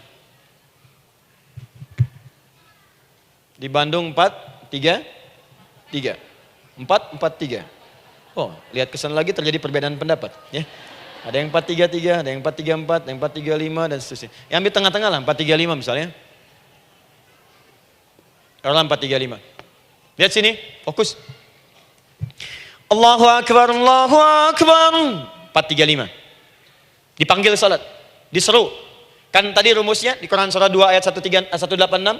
Faliyastajibuli. Kalau diseru cepat jawab, gitu kan? Nah, terus diseru 4-3-5 adzan. Allahu Akbar, Allahu Akbar. Begitu diseru, ibu langsung datang. Ya Allah, sudah adzan, seruan nih, saya siap-siap. Saya ingin minta sesuatu. Nah, orang yang datang saat dia diseru Allah, dia pun datang kemudian untuk menyerunya, maka Allah pun akan menjawab apa yang ia mohonkan saat ia bermohon kepadanya. Perhatikan, dipanggil oleh Allah lewat suara muadzin, Allahu Akbar, dia merespon cepat, siap salat. Maka dia pun ketika memanggil Allah, seketika Allah pun akan jawab padanya. Sesuai dengan kadar responnya. Dipanggil saat itu, dia menjawab.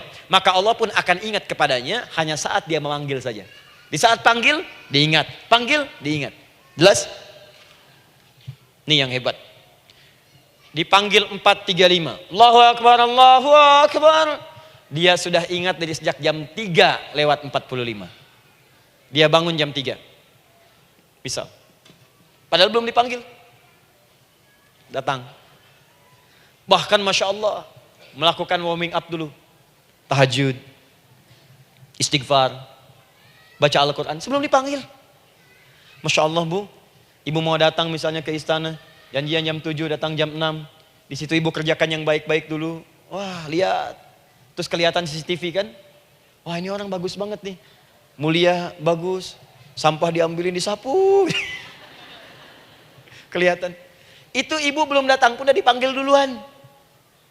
Ada orang yang belum dipanggil sudah datang menghadap Allah. Tahajud dia, zikir dulu, istighfar dulu. Ini orang, maaf ya, walaupun dia belum memanggil Allah, Allah sudah menyelesaikan semua persoalannya. Di orang-orang yang selalu ingat kepada Allah, walaupun Allah dalam waktu tidak memanggilnya, maka Allah akan mengingatnya sekalipun orang ini belum bermohon kepadanya.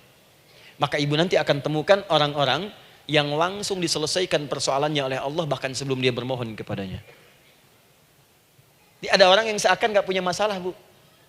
Bukan gak punya masalah, sebab setiap dia punya masalah, masalahnya diringankan oleh Allah. Seakan-akan gak ada beban. Ah ini indah hidupnya.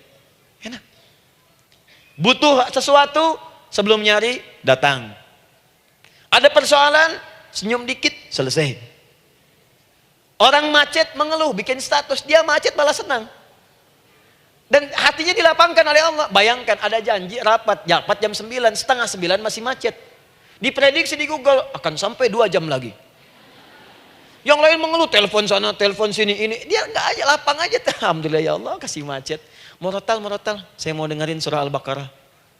Buka, hafalin. Partnernya nelpon. Sampai di mana akhi? Ini sampai di surah Al-Baqarah ayat 186. Tidak ada yang sia-sia dari Allah. Sabar ya di sana. Ya, atau kita bisa koneksikan dari sini apa yang bisa saya selesaikan sekarang di sini sehingga sampai sana kita tinggal kesimpulan saja. Tenang hatinya. Gak ada gerasak, gerusuk, gelisah gini, telepon sana sini, klaksonin, dasar lampu merah, lama, birunya sebentar. Padahal biru nggak ada, yang ada hijau kan. Jadi kalau sudah begitu enak Bu. Yang perempuan ada di Quran Maryam. Maryam kan perempuan. Dan Maryam itu bukan nabi, bukan rasul. Ingin memberikan pesan kepada ibu, perempuan dimanapun. Tidak harus jadi nabi supaya doa cepat dikabulkan. Tidak harus menjadi rasul. Ini Maryam bukan nabi, bukan rasul. Tapi dia ini luar biasa. Sebelum dipanggil udah datang. Zikirnya tak terlukiskan. Mohon kepada Allahnya luar biasa. Menjaga diri dari hal yang dilarang oleh Allah. Apa hasilnya? Sebelum diberikan bahkan oleh pamannya sudah ada kebutuhannya. Quran surah ketiga ayat 37. Kullama dakhala 'alaiha Zakaria al-mihraba wajada 'indaha rizqa. Setiap pamannya mau memberikan kebutuhan Maryam sudah ada di dalamnya, Bu. Sudah ada. Itu luar biasa. Mau makan, makanan ada. Mau anggur, anggur ada. Ya. Wah, itu luar biasa, Bu. Jadi bermohon bahkan sebelum waktunya. Sentuhlah ia tepat di hatimu, maka ia akan jadi milikmu untuk selamanya. Wah. Nah, itu doa tuh. Aduh, mana-mana. Paham? Tuh. Jadi kalau yang standar-standar saja itu biasa. Maka datang sebelum waktunya. Datang. Atau datang pas dipanggil. Standar. Jadi kalau 4.35 adzan, Allahu Akbar, Allahu Akbar. Ibu bangun. Siap sholat, siap sholat. Itu standar. Yang dulu bahagia. Naikin lagi levelnya. Yang celaka itu ya ini nih. Dipanggil 4.35. Baru bangun 5.34.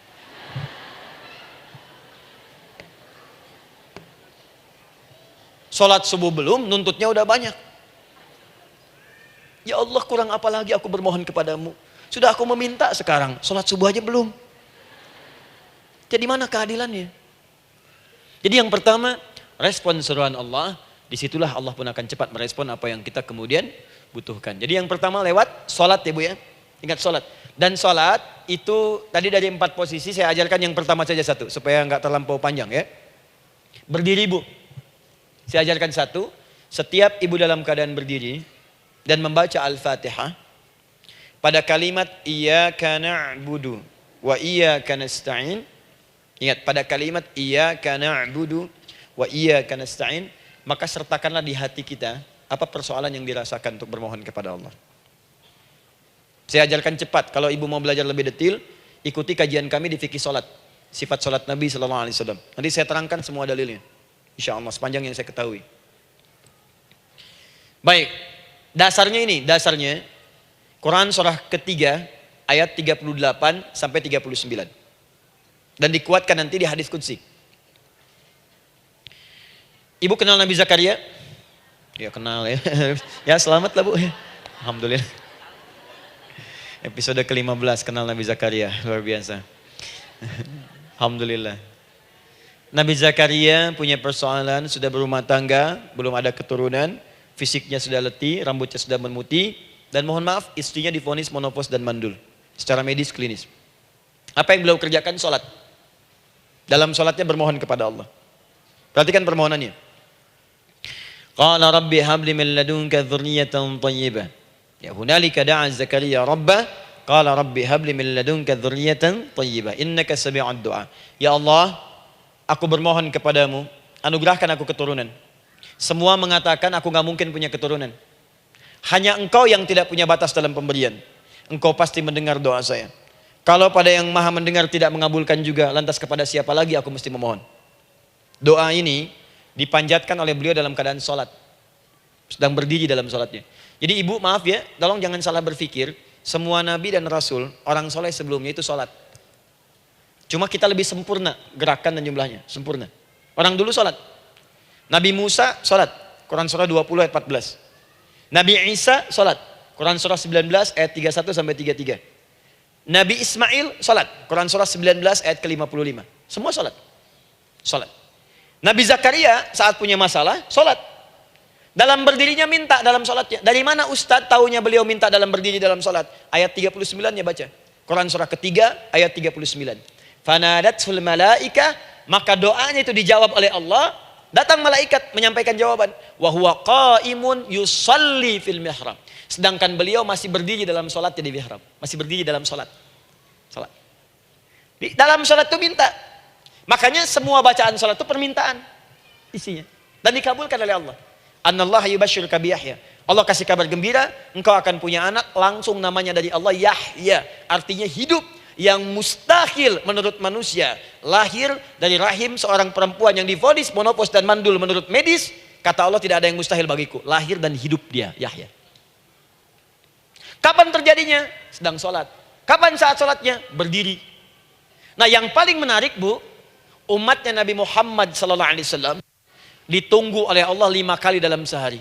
Dan dimintakan sebelum sholat untuk menyiapkan permohonannya. Maka turunlah Quran surah kedua ayat ke-45. Ibu lihat ayatnya. Wasta'inu bis-sabri was-salah. Bahkan ditegaskan lagi di Quran surah kedua ayat 153. Paling kanan sebelah bawah. Ya ayyuhalladzina amanu ista'inu bis-sabri was-salah. Yang pertama nggak pakai panggilan iman. Wasta'inu, kata Allah, hei, kalau kamu punya masalah, jangan mengeluh, jangan berkeluh kesah, jangan terlampau banyak gelisah, cepat siapkan dirimu untuk menunaikan sholat. Siapkan permohonanmu, minta kepada aku lewat sholat. Kalau belum yakin, disebutkan imannya. Ya ayyuhalladzina amanu, hei orang-orang yang masih merasa punya iman, katanya punya iman. Jadi kalau ibu nggak mau minta lewat sholat, dipertanyakan imannya. Kamu punya iman nggak? Kata Allah, yakin nggak dengan saya? Kalau punya masalah jangan mengeluh, datang pada saya minta lewat sholat, saya panggil sholat minta. Kalau masih merasa punya iman. Tuh, iman kita tuh dipertaruhkan di situ. Nah sekarang saya berikan rumus bahasanya. Allah memanggil kita dengan bentuk jama, perintah jama. Wasta'inu, wasta'inu. Dan jika kalian perhatikan cara menerjemahkannya, dan jika kalian punya persoalan dalam hidup, punya kebutuhan, maka bergegaslah siapkan dirimu untuk minta kepadaku solusi. Wasta'inu, dan mintalah oleh kalian pertolongan, solusi. Bisabri wassalah. Pertama sabar dulu. Sebelum sholat, sabar dulu dengan itu. Tahan dulu. Terima dulu. Jangan mengeluh, terima dulu. Nanti dalam sholat minta solusi. Itu maksudnya. Punya masalah sekarang jam 9 lewat. Sabar, tahan dulu. Koreksi diri, istighfar. Nanti zuhur minta. Atau duha sekarang sholat. Datang ke masjid, sholat duha minta. Tahiyatul masjid minta sekarang. Sabar. Disabar, terima dulu. Jangan mengeluh, sabar. Ingat, terima, sabar. Karena Allah mustahil memberikan ujian masalah kalau kita tidak sanggup menerimanya. La yukallifullahu nafsan illa. Saya sering katakan Bu ya, maaf kalau kalimat ini mungkin kurang berkenan. Tapi kalimat ini nyata. Kalau ibu sekarang punya masalah seberat apapun, itu artinya hanya ibu yang sanggup untuk menerimanya. Saya tidak. Betul, karena itu persoalan itu dititipkan kepada ibu, bukan kepada seorang bernama Adi Hidayat. Ibu yang dipercaya. Ya ibu dipercaya oleh Allah. Kenapa ibu tidak yakin dengan itu? Karena cuma ibu yang bisa mengatasi. Ibu yang mampu, saya tidak. Karena itu dititipkan pada ibu. Kaidahnya la yukallifullahu nafsan illa wus'aha. Allah nggak akan berikan beban, ujian, masalah kalau dia nggak mampu. Artinya kalau saya nggak mampu, saya nggak dikasih. Ibu mampu, ibu diberi. Jangan mengeluh. Kenapa mesti saya ya Allah? Kamu mampu. Ya Allah, why me? Why not? Kamu yang bisa. Nah sekarang, wassalah setelah terima itu, tapi juga jangan terlampau kepedean. Memang cuma saya yang mampu ya, bikin status. Kemudian sholat, kita akan katakan ya Allah, Engkau perintahkan saya untuk minta tolong. Sekarang saya akan minta kepadamu. Lalu kita katakan, maaf ya Allah, saya sekarang punya masalah, saya ingin bermohon kepadamu, saya ingin minta kepadamu ya Allah, saya mohon ya Allah. Maaf Bu ya, maaf ya, sebentar. Ibu kalau punya masalah sedikit atau banyak? Banyak. Yang punya masalah ibu saja atau anak juga punya masalah? Kadang-kadang, bukankah anak yang punya masalah ibu yang minta? Bukankah suami yang punya persoalan ibu yang bermohon? Kan? Karena itu, kalau kita ingin memohon kepada Allah dengan persoalan yang kompleks mewakili yang banyak, maka pertama kalimatnya diawali dengan huruf na. Berarti kami, kita, semua. Jelas ya? Nah, ibu ingin robah kalimatnya minta tolong. Kata Allah, minta kepadaku pertolongan. Wasta'inu. Ibu ingin robah menjadi bentuk permintaan. Rubah kalimatnya menjadi nasta'in. Nasta'in. Nasta'in.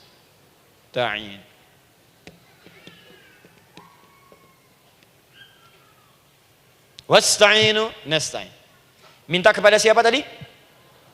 Allah. Boleh minta kepada selain Allah? Tidak. Hanya kepada Allah saja? Hanya kepada Allah saja. Hanya kepadamu ya Allah. Tidak kepada yang lain.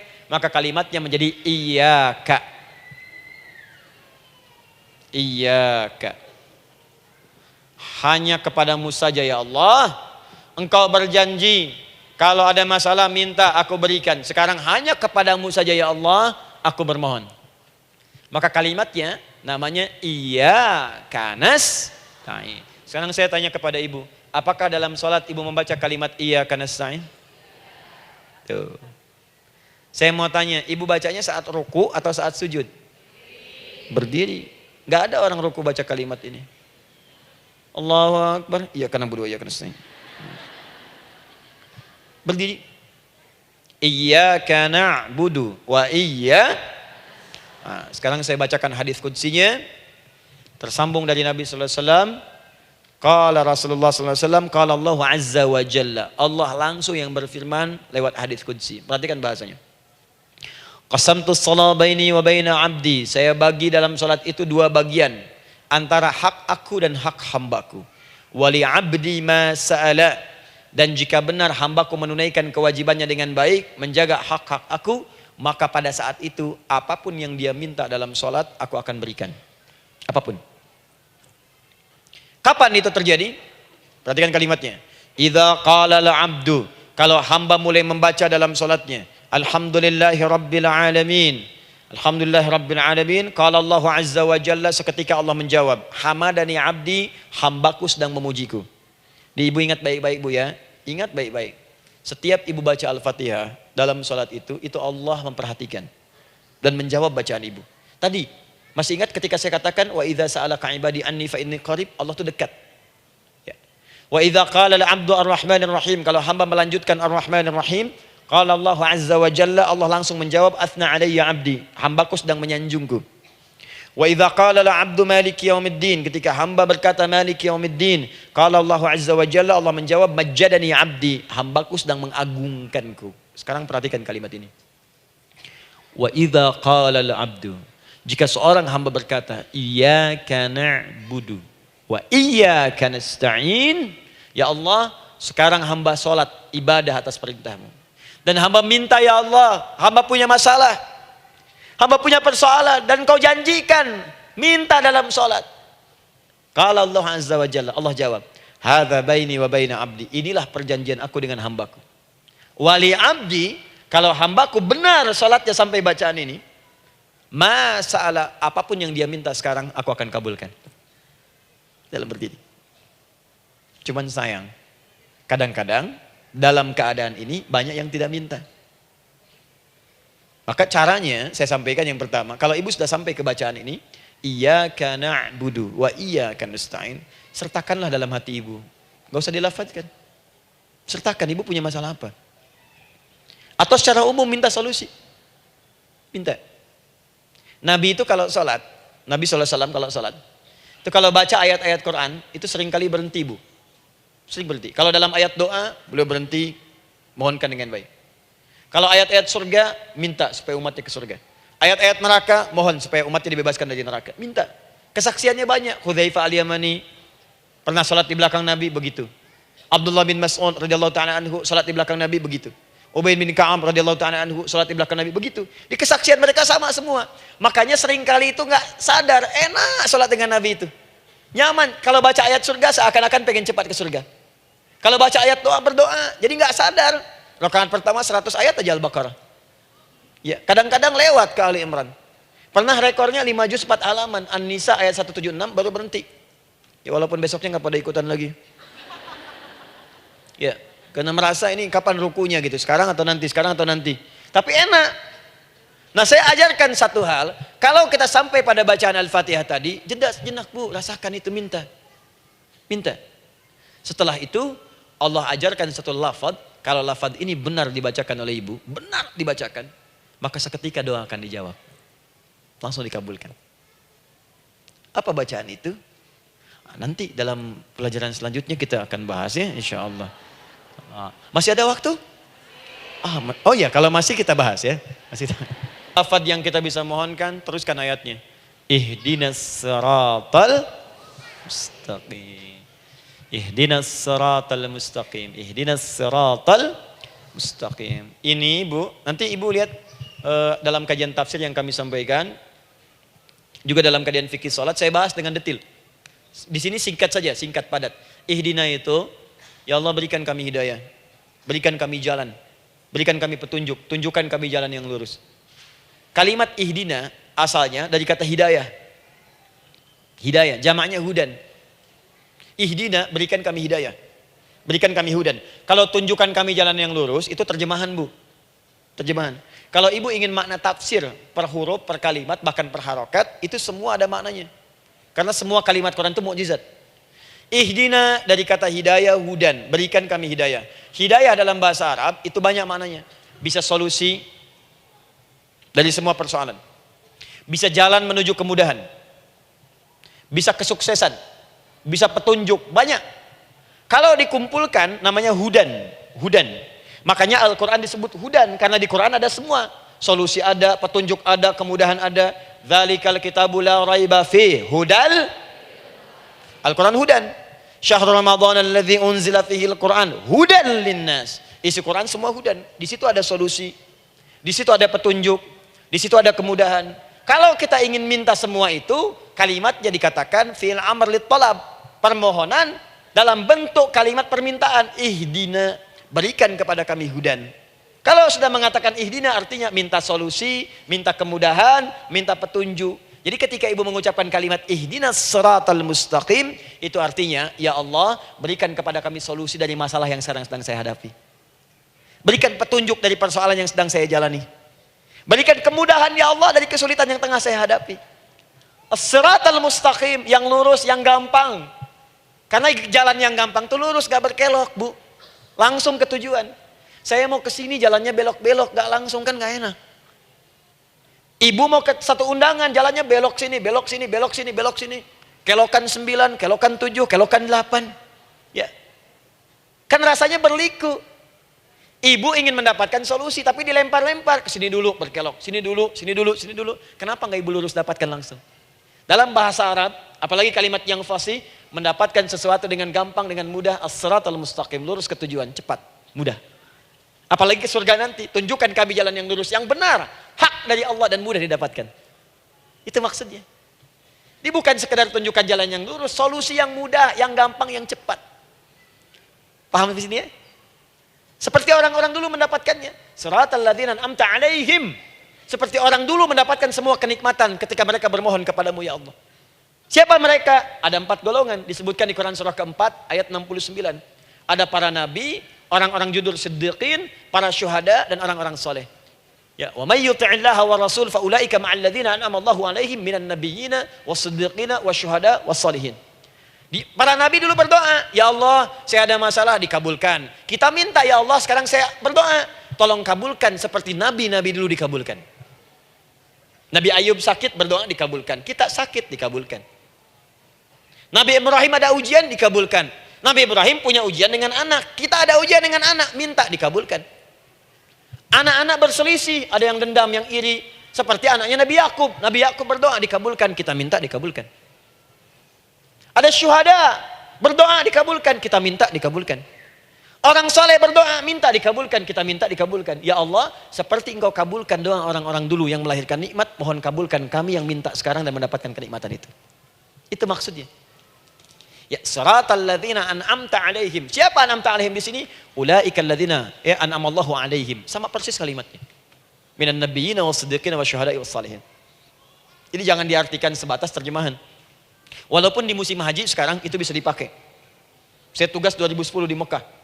Ada jemaah kesasar, lupa maktab. Kemudian ingin balik, nggak tahu jalan. Dia ketemu askar. Askar nggak bisa bahasa Indonesia, dia nggak bisa bahasa Arab. Tapi dia hafal Al-Fatihah. Datang kepada askar, dia tunjukkan gelangnya. Pak, ihdinas siratal mustaqim. Tunjukkan saya jalan yang lurus. Bikin gelang. Askar nggak bisa bahasa Indonesia. Dikasih bahasa Arab gak paham-paham. Tapi askar ini pun cerdas. Dia tunjuk, dia lihat gelangnya. Oh, maktab sana. Siratal ladzina an'amta 'alaihim ghairil maghdubi 'alaihim waladdallin. Lurus, jangan belok-belok. Kalau belok nanti engkau tersesat atau dicaci maki orang. Maghdub ya dicela orang. Dhalin tersesat, kan? Jangan dicela, jangan sesat, lurus. Tapi kalau dalam berdoa dalam sholat minta di hati hadirkan. Jelas ya? Nah itu posisi pertama. Jadi pertama minta lewat sholat. Yang kedua cepat rajin istighfar Bu. Saya cepat ya, rajin istighfar. Saya ada 7 menit lagi. Ibu rajin istighfar. Astaghfirullah, astaghfirullah, astaghfirullah, astaghfirullah. Itu yang paling singkat. Astaghfirullahaladzim, astaghfirullahaladzim, astaghfirullahaladzim. Itu yang menengah. Astaghfirullahaladzim alladzi la ilaha illa huwal hayyul qayyum wa natubu ilaihi. Astaghfirullahaladzim alladzi la ilaha illa huwal hayyul qayyum wa natubu ilaihi. Astaghfirullahaladzim alladzi la ilaha illa huwal hayyul qayyum wa natubu ilaihi. Itu yang cukup panjang. Ibu rajin istighfar. Orang yang rajin istighfar itu Itu diantara yang disebutkan dalam riwayat-riwayat adalah orang-orang yang cepat dijawab doanya. Hanya dengan istighfarnya. Jadi dia tuh punya keinginan, dia nggak katakan. Jadi keinginan di benaknya dia, terus dia istighfar. Astagfirullah, astagfirullah, astagfirullah. Itu kalau benar aja istighfar, seketika dikabulkan. Cepat.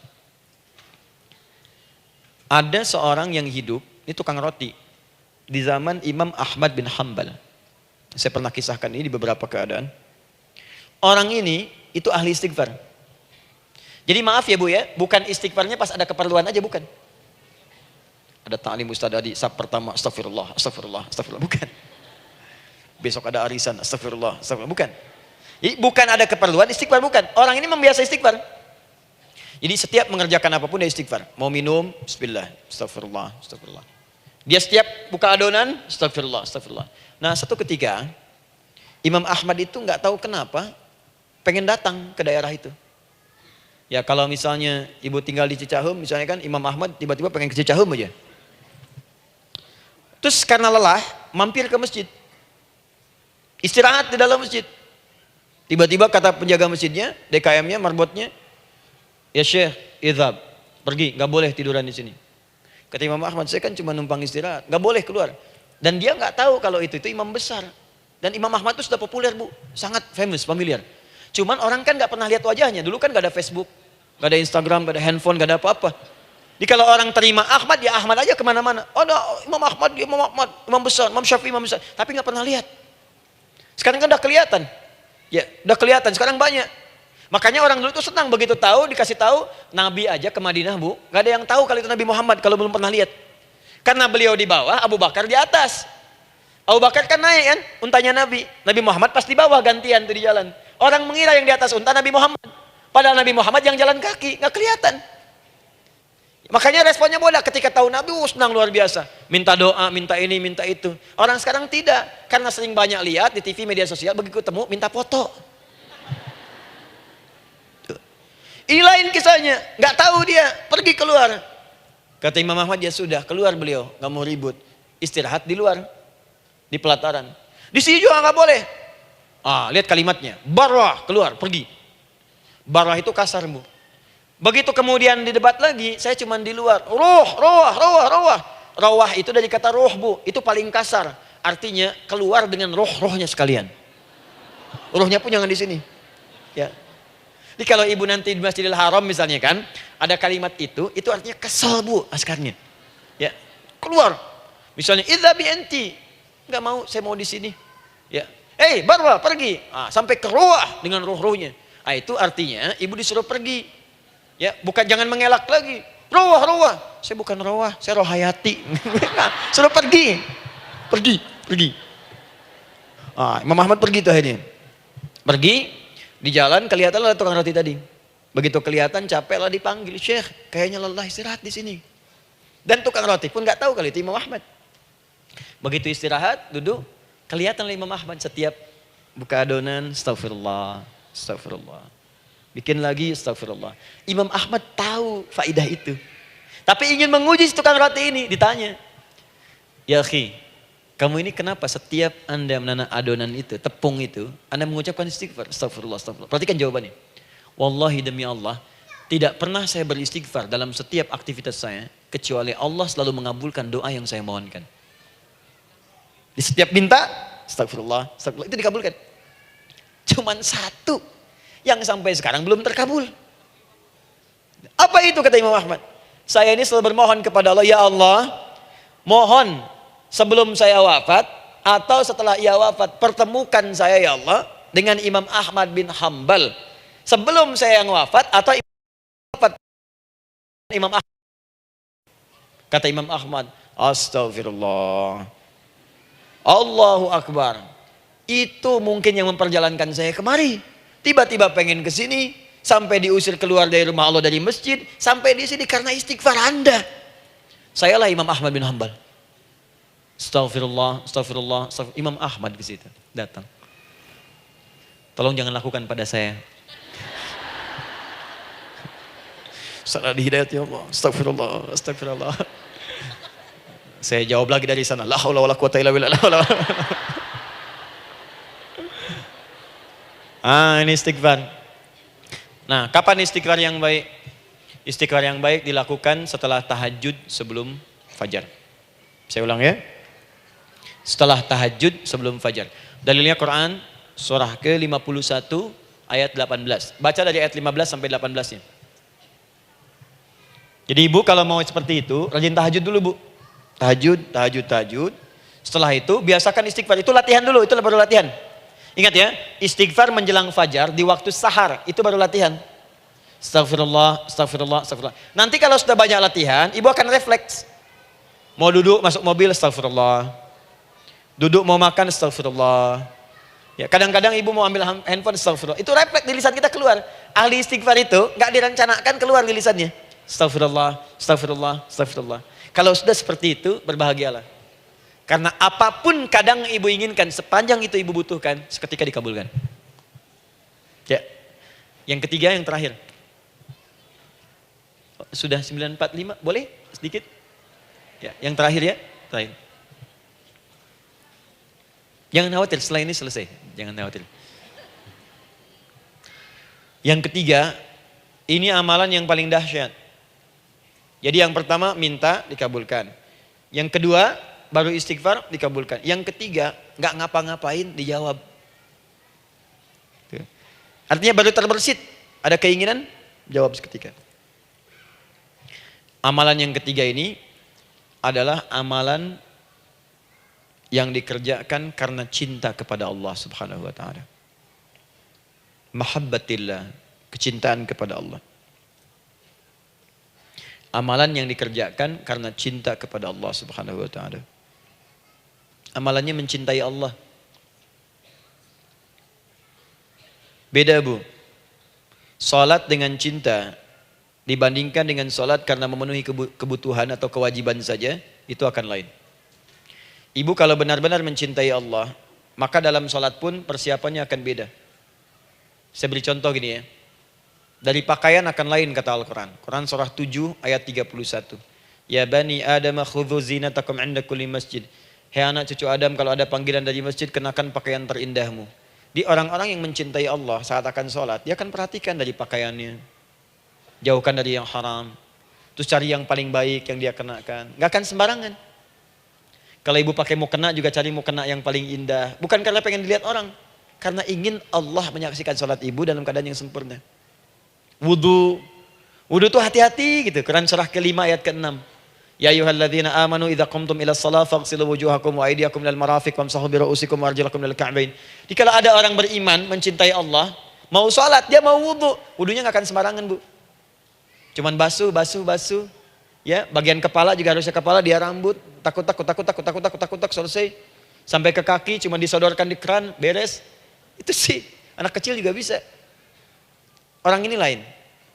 Dia akan pelan-pelan dilihat secara sempurna. Hati-hati, kerjakan karena Allah, karena ingin baik. Kalau orang sholat hanya kebutuhan saja, maka yang penting dia takbir sampai salam selesai. Tapi ini tidak, dia akan pelajari bagaimana Nabi mengajarkan sholat yang benar. Bagaimana bacaan saya benar. Dia belajar ngaji supaya benar bacaan Fatihahnya. Dia belajar dengan baik supaya khusyuk di dalam sholatnya. Dia pahami satu-satu. Apa artinya Allahu Akbar, apa artinya Subhana Rabbiyal Azim, apa artinya Subhana Rabbiyal A'la, apa artinya Sami Allahu liman hamidah. Dipahami. Di begitu dia sholat baru takbir sudah paham isinya. Jika ada orang seperti ini, dia mengerjakan apa yang Allah perintahkan karena cinta dengan Allah. Dia berzakat karena ingin mencintai Allah. Dia berinfak karena cinta dengan Allah, bukan karena uangnya. Pokoknya kalau orang cinta itu, Bu, setiap pecinta dia akan memberikan apapun pada yang dicintai. Walaupun tadi minta. Dan pecinta itu sifatnya, kalau yang dicintainya senang sesuatu, akan otomatis ikut senang. Ibu misalnya senang ya dengan pasangan sebelum menikah. Pasangan senang kucing, ibu akan terpaksa senang kucing. Ibu cinta dengan anak, semua akan diikuti apa yang diinginkan. Seperti itu, cinta itu butuh pembuktian. Karena itu sering saya katakan pada akhwat ya yang belum menikah, yang masih muda-muda belum menikah, cinta itu butuh pembuktian. Jadi jangan percaya kalau ada orang yang bicara di lisannya nggak ada buktinya. Aku akan seperti Dilan membawamu dalam motorku. Katakan padanya, aku tak butuh dengan rayuan kata-katamu. Itu hanya angin surga. Yang kubutuhkan, tuliskan namaku di buku nikah kita. Wah, catat. Itu caranya. Main ke Taman Dilan, cuman boncengan. Seakan dunia milik berdua, yang lain nggak ada. Gombal. Udah ya? Jelas? Jadi amalan yang ketiga ini kerjakan karena Allah. Saya mau contohkan satu. Ibu pernah dengar Imam Malik bin Anas? Pernah ya? Gurunya Al-Imam Asy-Syafi'i, Imam Malik bin Anas, lahir di kisaran tahun 94-95 Hijrah. Siap, Kang Dan. Baik, ini terakhir nih, saya tutup nih. Benar-benar terakhir, betul-betul. 10 menit lagi kalau ada nanti tanya jawab, sedikit. Imam Malik ini Bu, itu Masya Allah, saking cinta pada Allah dan Rasul, itu tidak pernah, jangankan sholat, dalam beliau memberikan fatwa pun akan mencari pakaian yang paling bagus, paling indah. Dan beliau menjaga adab dalam menyampaikan kalimat Nabi pun itu luar biasa. Sampai satu kali pernah pakai jubah bagus, indah, ada lebah menyengat di kepalanya, sedang menyampaikan hadis, saking hormatnya terhadap hadis Nabi, lebah itu dibiarkan menyengatnya. Nggak mau memutus kalimat Nabi, hadis Nabi hanya untuk mengusir lebah, dibiarkan sampai tersengat. Apa yang Allah berikan kepada beliau? Allahu Akbar. Satu kali singkat, berdiskusi dengan muridnya Al-Imam Asy-Syafi'i. Kata Al-Imam Asy-Syafi'i, ya guru, setahu saya rizki itu dicari dulu baru dikasih. Imam Malik lebih tinggi ilmunya pada saat itu. Beliau tahu ada 8 jenis rizki. Ya Syafi'i, ada rizki yang tidak perlu dicari, Allah berikan. Wah, berdebat tuh sampai berpisah. Setelah itu secara singkat Imam Asy-Syafi'i lewat di kebun anggur sedang panen anggur besar. Tiba-tiba tergerak untuk membantu, datang ke situ bantu. Begitu selesai dikasih hadiah anggur banyak, besar-besar, indah, enak, gitu kan? Ketika diberi itu langsung senang beliau. Bukan karena anggurnya, karena merasa pendapatnya benar. Jadi begitu bekerja baru dapat. Dibawalah anggur ini diberikan pada gurunya. Perhatikan adabnya terhadap guru. Jadi kalau ibu adabnya bagus pada guru, keberkahan dapat, ilmunya pun menghunjam di jiwa. Imam Syafi'i nggak merasa benar, tapi memberikan sebuah jawaban dengan adab. Guru, tadi itu ada panen anggur, saya mencoba membantu. Begitu saya bantu dikasih anggur, dikencangkan kalimatnya. Begitu saya bantu dikasih. Dibantu dulu baru dikasih. Kalau saya nggak bantu, saya nggak dikasih. Apa jawab Imam Malik? Imam Malik tersenyum, tertawa. Tabassama dhahika. Masya Allah, Syafi'i, bahasa kita. Tadi itu saya keluar, mau ngajar. Siang-siang terik begini, saya kepikiran, ya Allah, kalau makan anggur yang enak-enak, enak banget sekarang ini. Ada anggur sekarang. Tuh. Murid berikhtiar, guru mendapatkan hasil. Setelah itu Asy-Syafi'i naik dan jadi bintang di zamannya, sampai kekinian pun luar biasa. Dan mendapatkan barakah gurunya, seperti gurunya dapatkan, muridnya pun meraihnya. Itulah 3 cara bagi kita untuk bermohon kepada Allah. Jika ingin dipercepat oleh Allah, bisa lewat sholat, bisa lewat istighfar, bisa juga dengan menciptakan amalan-amalan, atau mengikuti amalan-amalan yang dicintakan atau ditujukan untuk mencintai Allah Subhanahu wa Ta'ala. Ibu bisa paham ini? Baik. Kemudian berdoa. Tapi yang jadi masalah, Ustadz, ketika berdoa, kok belum dikabulkan juga? Apa ciri doa dikabulkan? Seperti apa kita tahu doa kita dikabulkan? Itu mungkin kita bahas di episode yang berbeda insyaallah. Alhamdulillahi rabbil alamin. Ar-Rahmanir Rahim. Maliki yaumiddin. Iyyaka na'budu wa iyyaka nasta'in. Ihdinas siratal mustaqim. Siratal ladzina an'amta 'alaihim ghairil maghdubi 'alaihim waladdallin. Allahumma nahmaduka hamdan syakirin, hamdan na'imin, hamdan yuwafi ni'amahu wa yukafi'u mazidah. Ya Rabbana lakal hamdu wa lakal syukru kama yanbaghi li jalali wajhikal karim wa li 'azimi sultanik. Allahumma salli wa sallim barik ala rasulikal karim nabiyyikal amin sayyidina Muhammadin wa ala alihi wa sahbihi wa ummatihi ila yaumiddin. Allahumma rabbana ya al-ghafur rahim la tada' lana fi maqamina hadha fi kulli maqamin dhanban illa ghafartah. Duhai Allah, kami bermohon kepadamu, Engkau yang Maha Pengampun, Engkau yang Maha Penghapus segala dosa. Kami mengakui kami berbuat salah, kami mengakui banyak dosa kami kumpulkan. Maka kami mohon kepadamu ya Allah, jangan biarkan ada satu orang pun berada di sekitaran majlis ta'lim ini kecuali sebelum ia pulang Engkau telah ampuni segala dosa-dosanya. Engkau telah gugurkan dan hapuskan segala dosa-dosanya. Wala hamman illa farajtah. Ya Allah, jika ada satu orang pun di antara jamaah saat ini yang merasakan kegelisahan dalam hatinya, jangan biarkan dia meninggalkan area majlis ta'lim ini kecuali Engkau telah tenangkan keadaan hatinya. Allahumma wala maridan illa syafaitah Jika ada di antara kami yang tengah Engkau uji dengan penyakit seberat apapun, maka mohon angkat dan sembuhkan segala penyakitnya. Allahumma wala dainan illa qadaitah. Ya Allah, jika ada di antara kami yang berat hidupnya karena lilitan utang piutang, terjebak riba dan sejenisnya, maka mohon ya Allah dengan keikhlasan amalannya, mohon angkat dan berikan rizki limpah terlimpah kepada untuk melunasi utang-utang dan terbebas dari lilitan riba dan semacamnya. Allahumma ya arhamar rahimin. Allahumma tubna ilaika min kullil ma'asi. Ya Allah, kami ingin memperbaiki diri kami. Kami bertobat dari segala maksiat yang pernah kami kerjakan. Allahumma asli ahwalana ma yuqarribuna ila ridhak. Ya Allah, kami bermohon kepadamu, mulai hari ini, mohon bimbing kami untuk memperbaiki diri, supaya kami bisa lebih dekat denganmu ya Allah. Allahumma asli azwajana. Ya Allah, kami mohon, sayangi dan perbaiki ya Allah, akhlak suami-suami kami. Ya Allah, mohon bimbing suami-suami kami jadi suami yang baik, membimbing keluarga menjadi keluarga yang saleh. Allahumma ya Allah, Allahumma arsyad wa asli ya Allah azwajana, zaujatina. Ya Allah, demikian dengan istri-istri kami ya Allah. Jadikan mereka perempuan-perempuan yang salihah, bimbing menjadi ibu-ibu yang baik. Allahumma abnana, auladana, dzurriyyatina. Allahumma aslih lahum li arhamar rahimin yakunu salihin, liyakunu su'ada fid dunya wal akhirah. Ya Allah, anak-anak kami, cucu-cucu kami khawatir berpisah dengan mereka di akhirat nanti. Kami mohon ya Allah, jika memang ada maksiat yang mereka kerjakan karena dosa-dosa kami mohon ampun ya Allah. Perbaiki anak-anak kami, bimbing cucu-cucu kami ya Allah. Jadikan mereka anak-anak saleh, anak-anak yang bisa memberikan mahkota kepada kami di akhirat ya arhamar rahimin. Kami malu dengan anak orang lain yang telah hafal Al-Quran. Kami malu dengan anak orang lain yang telah mampu tahajud. Kami malu dengan anak orang lain yang telah bisa membaca Al-Quran dengan baik. Sedangkan anak kami masih sibuk dengan dunia ya Allah. Kami takut bila wafat tidak bisa memberikan petunjuk kepada mereka dengan izin-Mu. Allahumma ya arhamar rahimin. Allahumma idza kana hunalika baqiyati ayyamina faj'al baqiyata ayyamina ya Allah hayatan thayyibah. Duhai Allah, kami bermohon kepadamu, jika memang terbentang masa kehidupan bagi kami sampai dengan hari esok, maka mohon jadikan sisa-sisa hidup kami lebih baik daripada hari-hari yang sebelumnya. Wa idza kana hadzal yaum min akhir ayyamina faj'al ya Allah hadzal yaum husnal khatimah. Ya Allah, kami mohon, jika memang hari ini adalah hari terakhir kami hidup dan harus kembali kepadamu untuk wafat, mohon jadikan di hari ini kami husnul khatimah. Allahumma qawwi lisanana ila kulli kalimat at-tauhid la ilaha illallah Muhammadur Rasulullah. Ya Allah, kami mohon, jika kelak kami akan wafat, ringankan lisan kami untuk mengucapkan kalimat tauhid la ilaha illallah Muhammadur Rasulullah.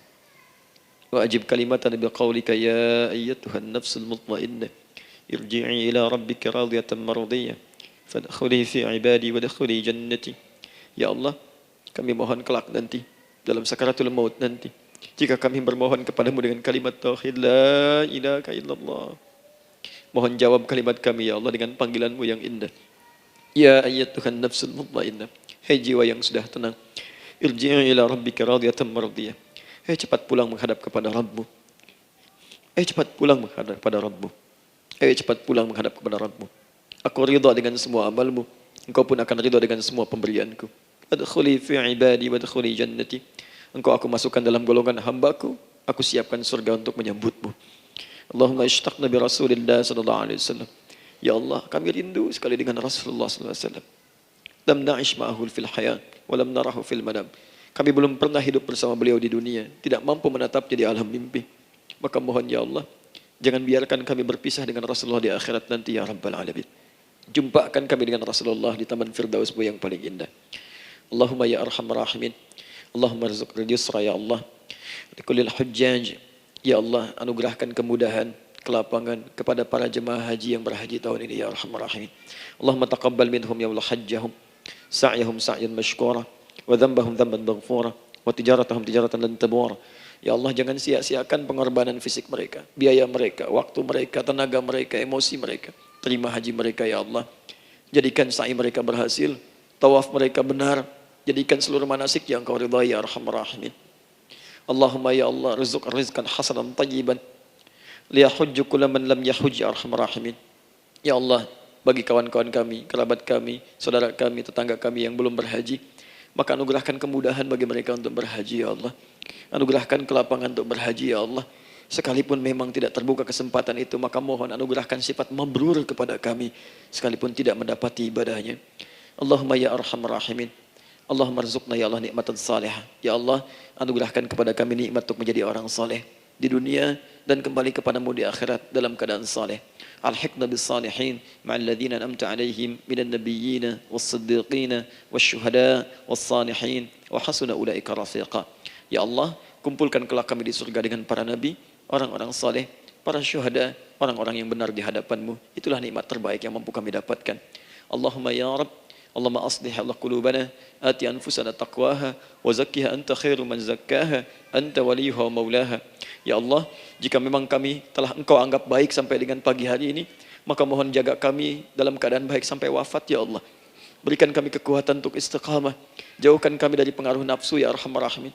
Ya Allah, jika ada saat ini orang-orang yang menyakiti kami ya Allah, berkhianat kepada kami ya Allah, menzalimi kami, maka mohon ampuni dosa mereka ya Allah. Maafkan mereka ya Allah. Bimbing mereka untuk sadar dan bertobat ya Allah. Titipkan dalam jiwa kami sifat untuk saling menyayangi ya Allah. Titipkan dalam jiwa kami sifat untuk saling memaafkan ya Allah. Titipkan dalam jiwa kami sifat untuk bisa memperhatikan ya Allah. Allahumma ya Rabb, Rabbana atina fid dunya hasanah wa fil akhirati hasanah wa qina adzaban nar. Bifadlika subhana rabbika rabbil izzati amma yasifun. Wassalamun alal mursalin wa akhiru da'wana alhamdulillahi rabbil alamin.